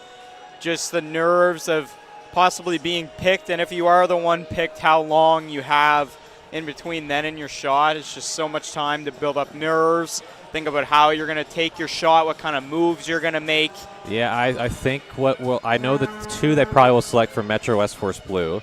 I'm assuming they go with Dietrich. And I think they would go for at least the players who would attempt the shootout. It would be Dietrich. I would say McFinley McPherson. She has really good stick handling ability and can make something happen in a shootout. Yeah, it was third Dietrich option. and McPherson who did any competition yesterday in the All-Stars that involved shooting. McPherson was in the top corner shootout. And Julie McInnes, I'd probably say. So I would say McInnes, McPherson, and Dietrich for Metro West Force Blue. And for Metro Force Red, you got a lot of options, but you're going with Ava Lorette. You're probably going to pick Grace Chelsea Henderson for the shootout if it were to get to that point. And it'd be tough, but the third option, maybe Lila McDonald. So we'll see if we've got a lot of hockey right in front of us. So now we actually have 3-on-3 hockey instead for this overtime. Yeah, another one who could be a shooter as well, Gervais, but gives the puck up to Lorette there. And McDonald over there, 3-on-3 hockey, and it's stopped by the kid, Sophia Kidd. And this another is great save. This is what makes 3-on-3 hockey so exciting. You have a ton of space to operate on the ice, and there's not a lot of bodies being able to block shots. There's plenty of passageways for the puck to get through, and it's going to be a bit more pressure on those goalkeepers for both teams as Dunphy's circling around. Dietrich. Down low. Lorette right there, and the stop by Kidd, and wow, that was extremely dangerous for Sophia Kidd, but give her credit. She, again, has always stayed calm. You'll see on the replay here, I almost bit my tongue off when I was trying to say Lorette because I thought that could have been over for just the quickest of moments, and they won the faceoff, which is so critical in this overtime of 3-on-3 hockey instead of 4. And Lorette, no, denied by the Kidd! Goodness. Sophia Kidd! No way! That's another spectacular save. That is twice we've seen Sophia Kidd in this tournament shut the door down. And you see it here again in slow motion. Man. What a job there to get the pad across her left pad. And we're back to live action, and Metro West Force Red just won the faceoff again. Dunphy sends it over. And McRae, McPherson, and Dietrich on the ice for Metro West Force Blue. Back to Lorette. Lorette has a bit of space, stick handling, loses it. Can Metro West Force Blue get their first offensive chance of the second overtime? They do. And they just lost it as McDonald out there. Try to get it to McRae there. The pass from Dietrich. And here comes Red. Once again, they've had all the possession in this 3-on-3. McDonald going to go change now. B. Smith coming onto the ice. They have to count for it. It's trailing out some space there. Fires a shot and saved by Kidd again. Great job to track Smith there. Right into the chest of Sophie Kidd. Once again, just so calm. And you could see that you just don't know what else you can do if you're Lorette, who has been an elite goal scorer in this tournament along with the regular season, and just not able to get it. So miscommunication, but McRae able to get there. McInnes along with McRae. So different second line unit out for Metro Force Blue. McInnes now. There's a little bit of space up ahead. McRae there. The shot taken and safely played by Matthews. Face off. And Henderson will come in. Yeah, they got Maggie and Lily McRae out there at the moment. I'll actually check that. It looks like Maggie McRae is going off the ice. It'll be the captain stepping on Finley McPherson. And you can see both coaches making strategic changes when they have a player like Henderson out there. They'll put McPherson back out there to try and match up.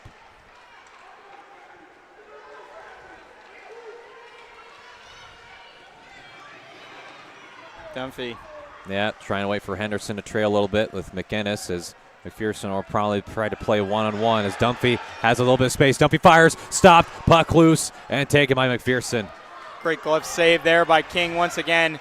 McPherson. McPherson making some moves. She's done this before in the last game they played in overtime. McPherson trying to go all the way, and well played by Dunphy just to poke it away. And Dietrich back out on the ice. Dietrich has it. There's a 2-on-1 here if she wants it. And deflected high into the air. Gervais with it. High into the air. Man. And Henderson with it. Some stick play. Trying to lift it up. And McPherson back. It's some changes. Now, the butterflies you're talking about, Ethan, I'm starting to feel them now watching. Henderson down to Lorette. 2:06 left to go. Back to Lorette. Lorette makes some moves. Tries to go past Dietrich. And Dietrich was out of position, but thankfully, you had Lorette who lost it. Lorette back, has some open space. Save, padded away from Kidd. What a job from Sophie Kidd. These overtimes, this whole game, she's been phenomenal.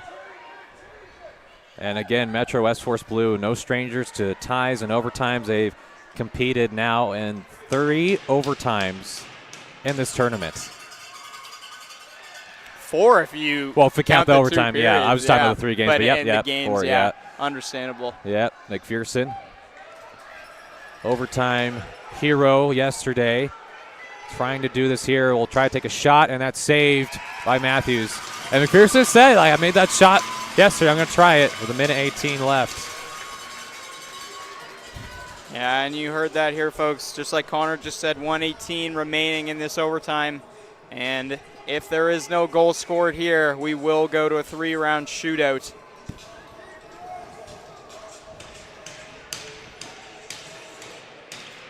Comes back to McRae there.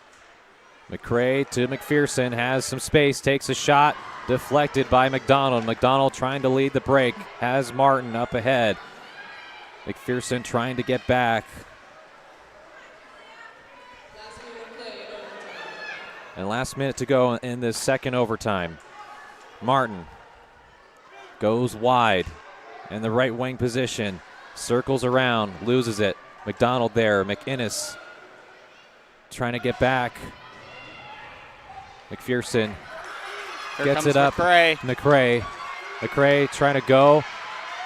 And no penalty call, and I thought that was fairly even play. You let them go. Sent down to the boards. 30 seconds left in the second overtime.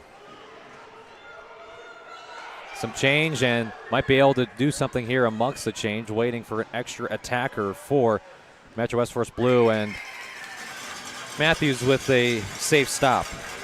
And just 17.4 remaining now. No timeouts. Going to be Dietrich, Lily McRae, and Haley Gervais out there for Metro West Force Blue. Gabrielle Smith, Ava Lorette, as well as Emerson Dunphy. Deep pass up to Smith. Smith has a chance in 9 seconds, 10 seconds, shoots it, saved by Kidd, and rebound, no, stop by Kidd again. Sophie Kidd. Oh my goodness. A preview to the shootout. Seconds before overtime was over. What a save there. Yeah, 4.8 seconds left, and you thought this was going to go, and Smith had a chance, and she's had that breakaway opportunity, but there's another shot. 2 seconds, 1 second. That is it for the second overtime. We are going to a 3-round shootout here inside the Daphne Center, located at the St. Mary's University campus. This 2025 U18aa Nova Scotia Female Hockey League Provincial Championship medal round for gold is still going on. So we did talk about the shootout rules a little bit, but there's 3 rounds to it. So just to reiterate, there are 3 rounds, but if is still tied after the first 3 rounds, teams will commence a sudden victory shootout. Both teams will have an opportunity to shoot. The team that scores first when the other team does not score will be declared the winner. Shootout continues 1 player at a time per team, moving through the roster after 11 players of each team, including the original 3 shooters, have shot. Teams may use that shooter again, continuing 1 player at a time per team. Each team will have an equal number of chances to shoot before the winner is declared, and have a 1/32 timeout per team will be permitted each game, including overtime. So that, interesting. So you have 3 rounds. Out of those 3 rounds, whoever has the most is the winner. But if not, we go to a sudden death shootout. Oh, this is so intense. Oh, my goodness. We'll see who the shooters will be for both teams, as Metro West Force Red will get the chance since they are the home team. They are the first place seeded team. I think we, based on the first game that we saw here, Ethan, day 1, the way these 2 teams played, and we looked at the regular season schedule, they also tied in that one as well. It's poetic justice. You talked about poetry and being poetic. This is poetic justice. It has to come down to the final option, which is a shootout. And the way have things gone, I would not be surprised if the first 3 rounds ends up being even and we go to sudden death. I'm not trying to put it out, wish that in existence, but how the story has been told of this game, you would expect nothing less between these 2. And both these shooters will have to go against some elite goaltenders. Both have won trophies for this tournament. And we start off with the assistant captain, Gabby Smith. Gabby Smith, at the end of that second overtime, had a chance to win it, but it was stopped by Kidd. How will they fare for round 2? Here is Smith, slowly trailing, going against Kidd, makes a move to the right, and stopped by Kidd. So that first round's denied. And something to mention here in the All-Star game, Sophie Kidd was the winner in the goaltending category. And so we'll have Elle Dietrich out for Metro West Force Blue to shoot it.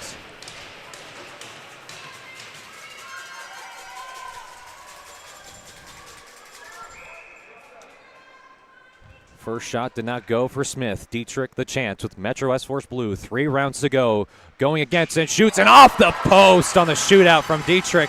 Had the right idea but got nothing but iron.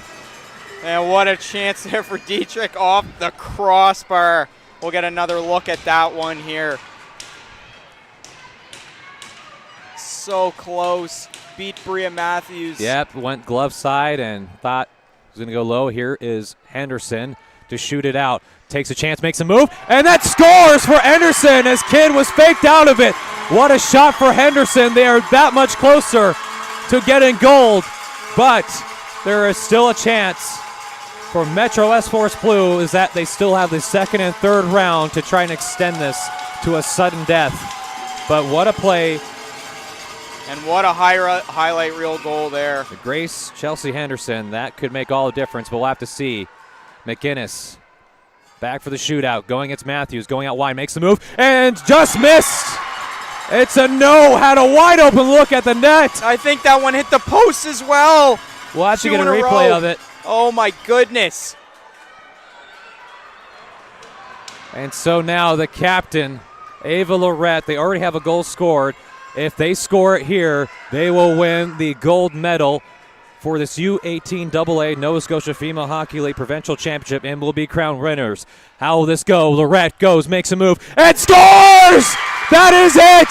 Your U18 Nova Scotia Female Hockey League Provincial Champions are the Metro West Force Red. The winner thanks to the shootout goal from Ava Lorette, the captain, oh captain, coming in. Wow, what a game. What a performance and what a season for Metro West Force Red. Oh my goodness. I can't even believe this game. And who else would it be but the tournament MVP, Ava Lorette, having 11 points in this tournament. And shootout goals don't count for points, but one of the biggest goals she's ever scored in her entire life, giving her team the win. It is an unbelievable finish, and to talk about this game, so we go back all the way.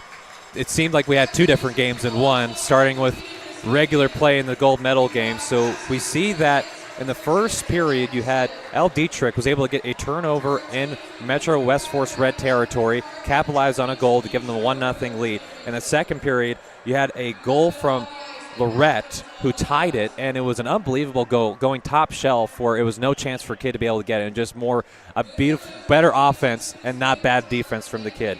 And we go over to third period. It was back and forth, nip and tuck, and still nothing. So we had to go to overtime. In overtime one, there was a penalty that was assessed against Metro West Force Blue, and they had to fight that penalty off, which they did on 4 hockey, and then they changed to 5-on-4 because of the power play. So it was the only penalty assessed was overtime, and they overcame that Metro West Force Blue. We go to the second overtime. You thought, okay, still back and forth, but late Metro Force Red with Gabby Smith had a chance to go in with less than 10 seconds and a stop from Kidd. And then we go to the shootout, the first round shootout, no goals. And then finally, Chelsea Henderson went in, scored to get the first goal. And then you had McInnes on the other end for Metro West Force Blue, had a chance, and then could not do it. So, and finally, Ava Lorette, the captain, who just scored the clinching goal to get the gold medal and be crowned provincial champs of the U18aa Nova Scotia Female Hockey League. What a moment this must be, as we have so much more coverage of this event left to go. We'll be doing interviews probably at the rink, not outside of it. We'll probably have to go ice side with myself, Connor McKinnon, and Ethan Greenham, providing you post-game coverage. We'll do a couple interviews with players, and so make sure to stay tuned to that. Again, this has been produced and powered by Maritime Athletic Profiles, but folks, stay here because we'll have award ceremonies, and on top of all that, medals to be handed out, probably some more trophies besides just the medal, maybe some more tournament recognition, and all more to come. We'll step aside and bring you back with post-game coverage here shortly.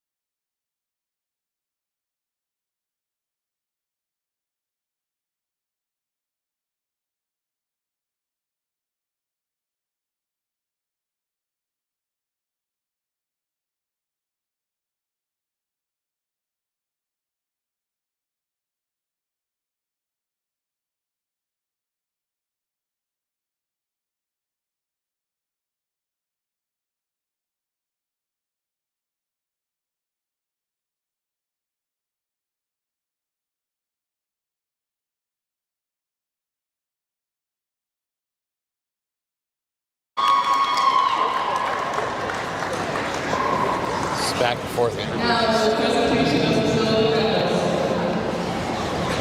Number 1, Lydia Gray.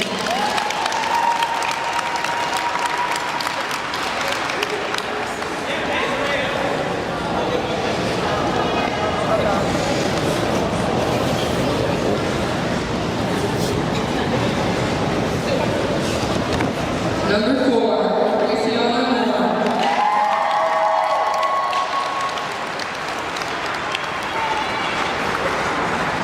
I'm surprised he didn't get his name wrong. Number 6, Marley McDonald.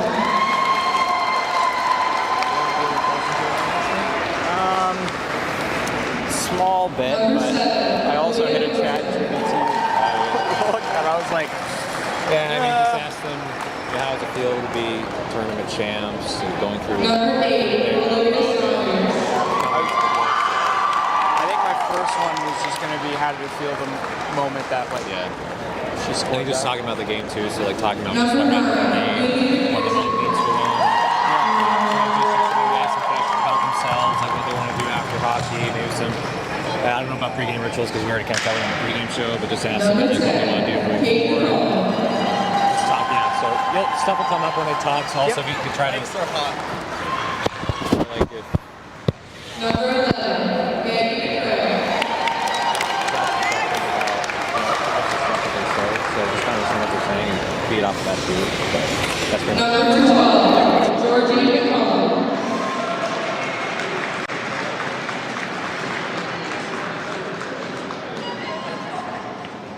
Number 14, Sarah McKay.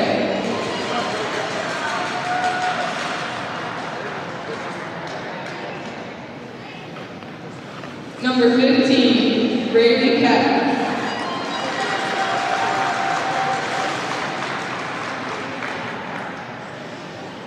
Number 16, Julia McKay.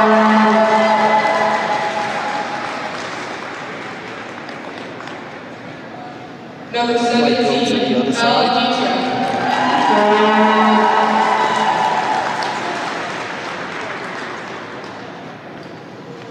Number 18, Elle Stickley.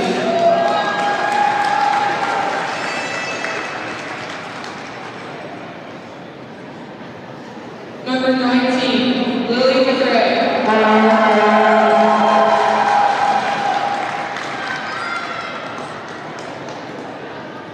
Number 20, Haley Gervais.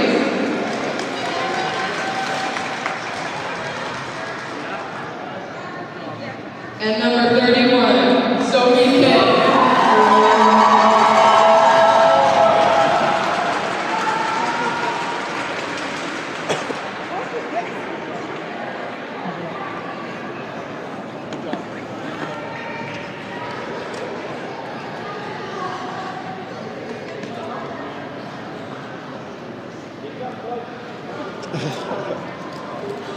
Coaches?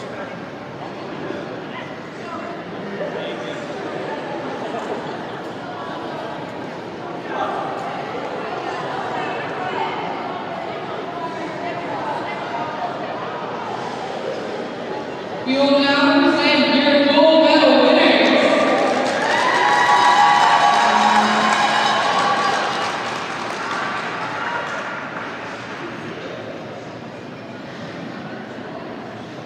Number 2, Reese Barty.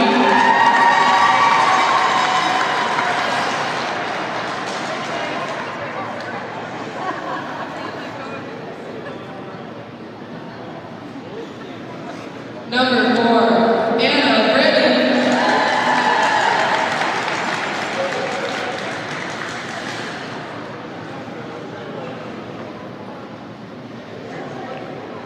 Number 5, Ella Savari.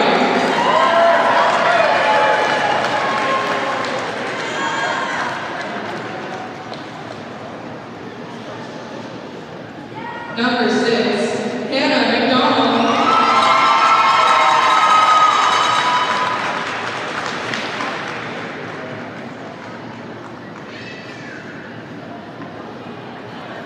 Number 7, Avery Lewis.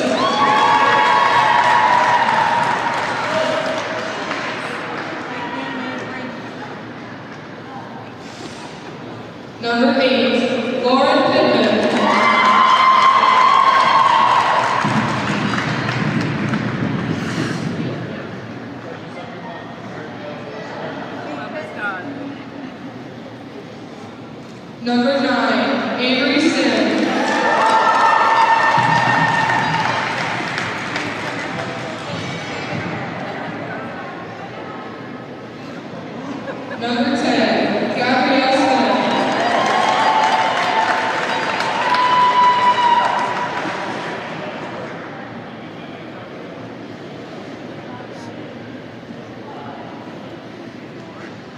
Number 11, Emerson Dumpy.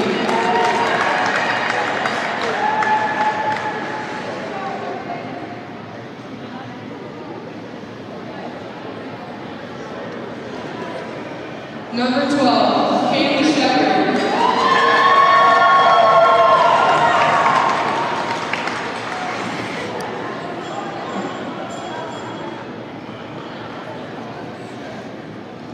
Number 14, Lila McDonald.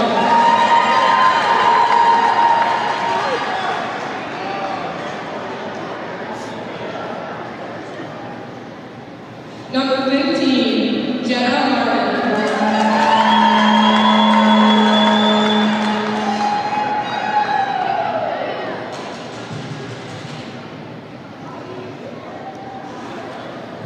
Number 16, Josie Kaiser.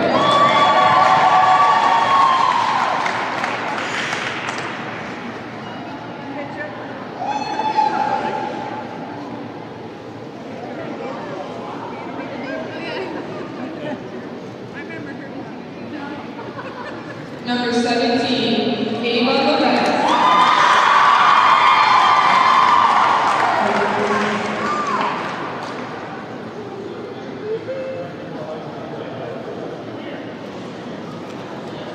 Number 18, Grace Henderson.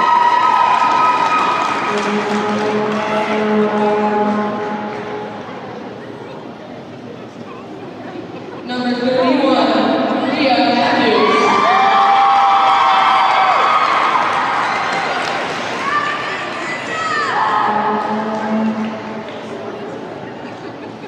Number 35, Emma Chisholm.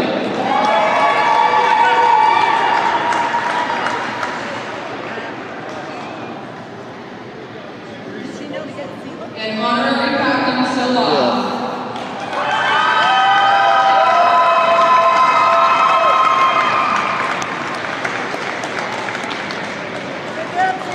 Ziwa.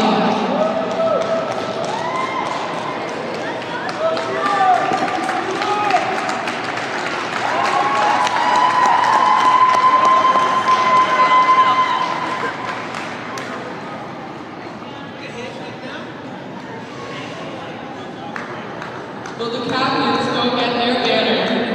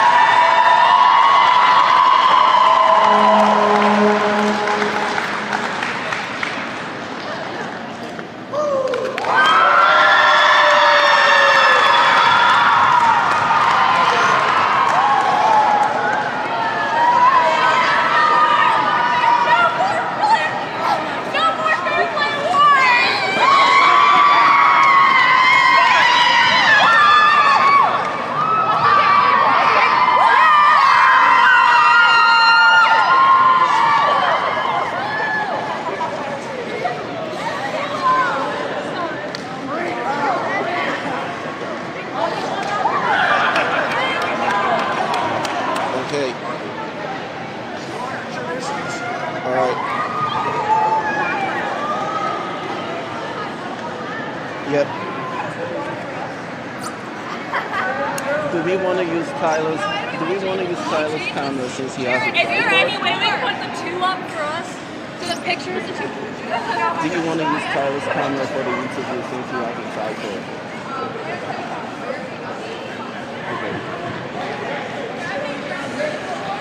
Okay. All right.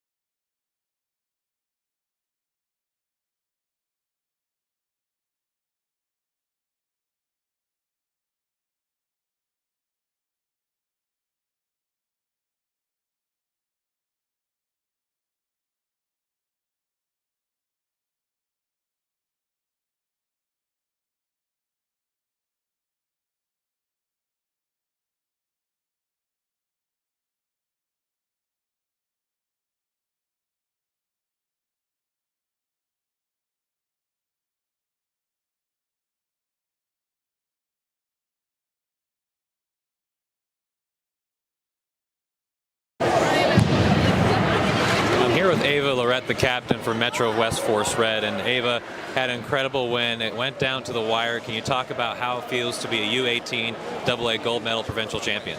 Oh my God, it feels amazing. I can't even believe it. That was such a roller coaster. It was so many emotions. I was feeling confident and then nervous, but finally we got it done. But that goes to show it right there. But just talking about this game a little bit more for yourself. You played them in day one. It was a tie game, and you played in the regular season. It was a tie, and now you get to the final game. It's a tie in overtime. And it was such back and forth. When you get to the shootout, just what was going through your mind as you were getting ready for that shootout, as you had the chance to win it with your stick and you end up winning the game? Well, I had the option. I wanted to go first, second, or third, and I said third because I was getting very nervous. It's been a toss-up with that team all year, so I knew it wasn't going to be easy, and it definitely wasn't. But going into my shootout, I was feeling good going into my shot. So. And obviously it's a big team sport. You have a tremendous amount of support and athletes, and Bria Matthews, Henderson has been fantastic. That first line unit and this whole team's been great. Just what does it mean to you, not only to get this, but for your team to come up on top in this tournament? Oh, I love seeing my team happy. It's such a great group of girls. I just love seeing all the smiles. And, you know, this is my last year, so it's good to go out on a high note. And more of a personal question for you. A lot of players go into hockey for different reasons, but what was the driving force for you wanting to go play hockey and play in this league? Yeah, oh, it was my dad for sure. He played hockey growing up, and all my siblings are in hockey, so it just wasn't an option, and I couldn't be more happy about it. And last question for you. Obviously, next steps for you. Do you have an idea of what the next few years look like for you? Are you going to continue going to hockey, or do you plan to know where you're going to go for university? Well, I know it's a lot of big questions, but do you have an idea of what the future holds for you? Well, I'm going to St. FX. I'm taking business, so I'm super excited for that. And I don't know about hockey yet, but there's definitely some options down there in Anganish. So. Well, Ava, thank you so much for your time. Go celebrate your team. Appreciate you stopping by.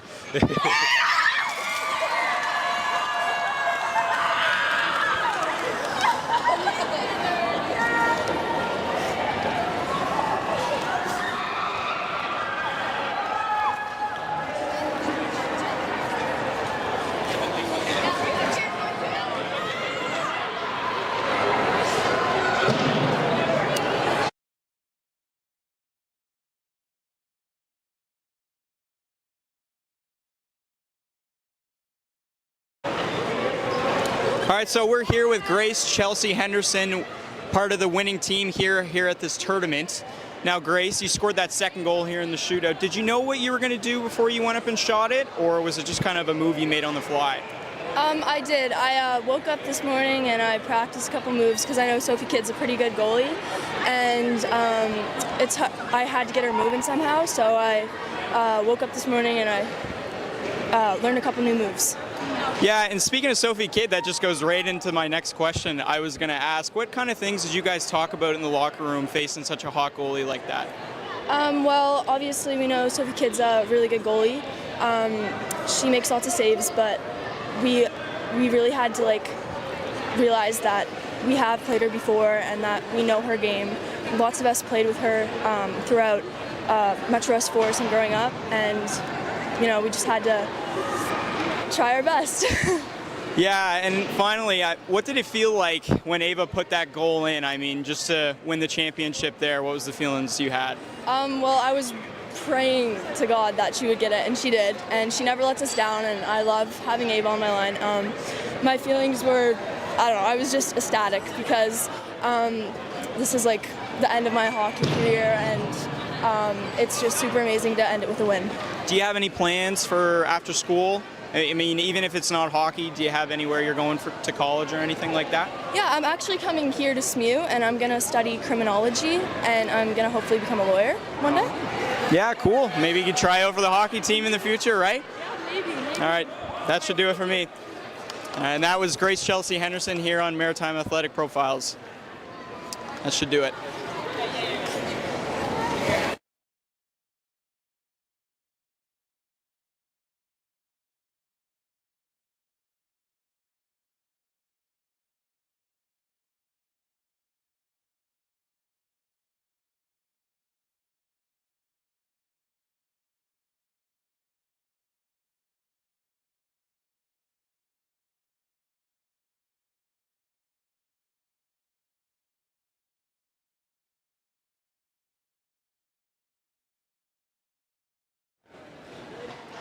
We're back here live post-game here with Bria Matthews from Metro West Force Red. And Bria, what a game this was. It went all the way to a shootout after 2 overtimes. Just when you get to that finish line after competing such a high level, how does it feel to finally overcome and be provincial champs of this league? Absolutely amazing. It's a dream come true. We've worked for this all year long, and it's finally came true. So we're really happy about that.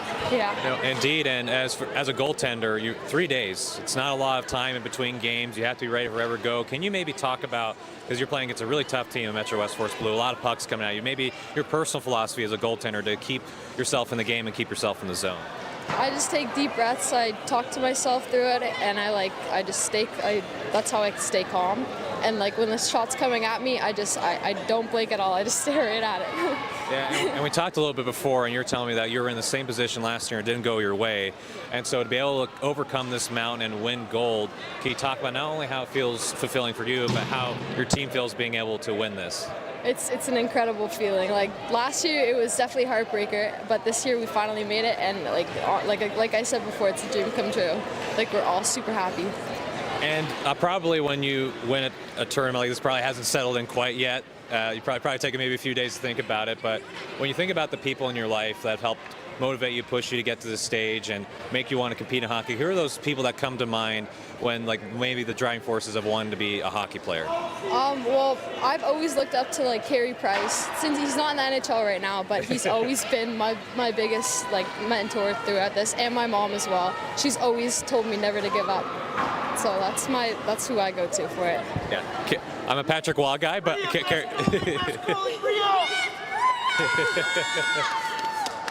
but I guess another question for you before we let you go and go celebrate with your team. What does the future hold for you? Is this something that you could see yourself maybe playing at the next level, or maybe some plans that you have for college and education moving forward, if you don't mind sharing with us? Yeah, I'm hoping to play university this year. I'm going to try out for the U18aa varsity team, and if I make that, then that'll be great. But if I don't, I'll try going for club. Awesome. Yeah.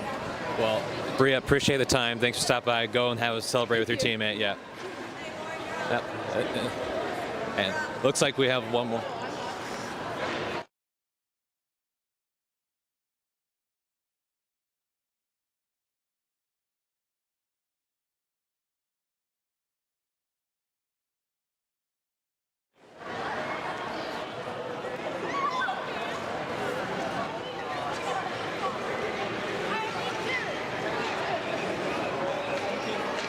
All right, we're here with Lauren Pittman, part of the championship winning team, one of the best defensemen in this tournament so far. So Lauren, facing a hot goalie today, what did it feel like to get past Sophia Kidd at the end there?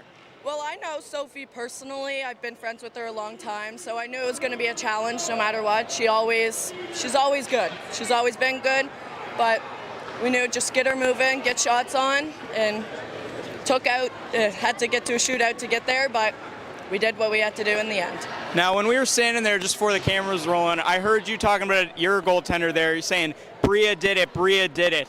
Now, how does it feel to have such a good goaltender like that, only letting in one goal throughout the whole game?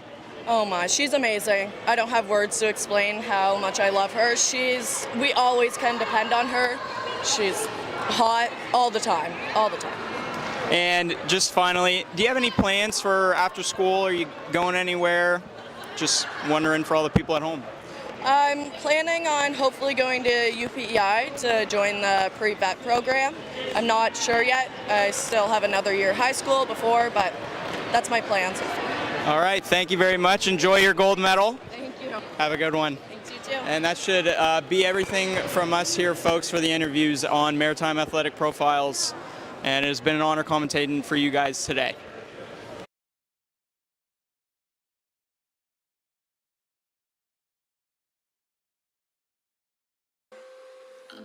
Smoke.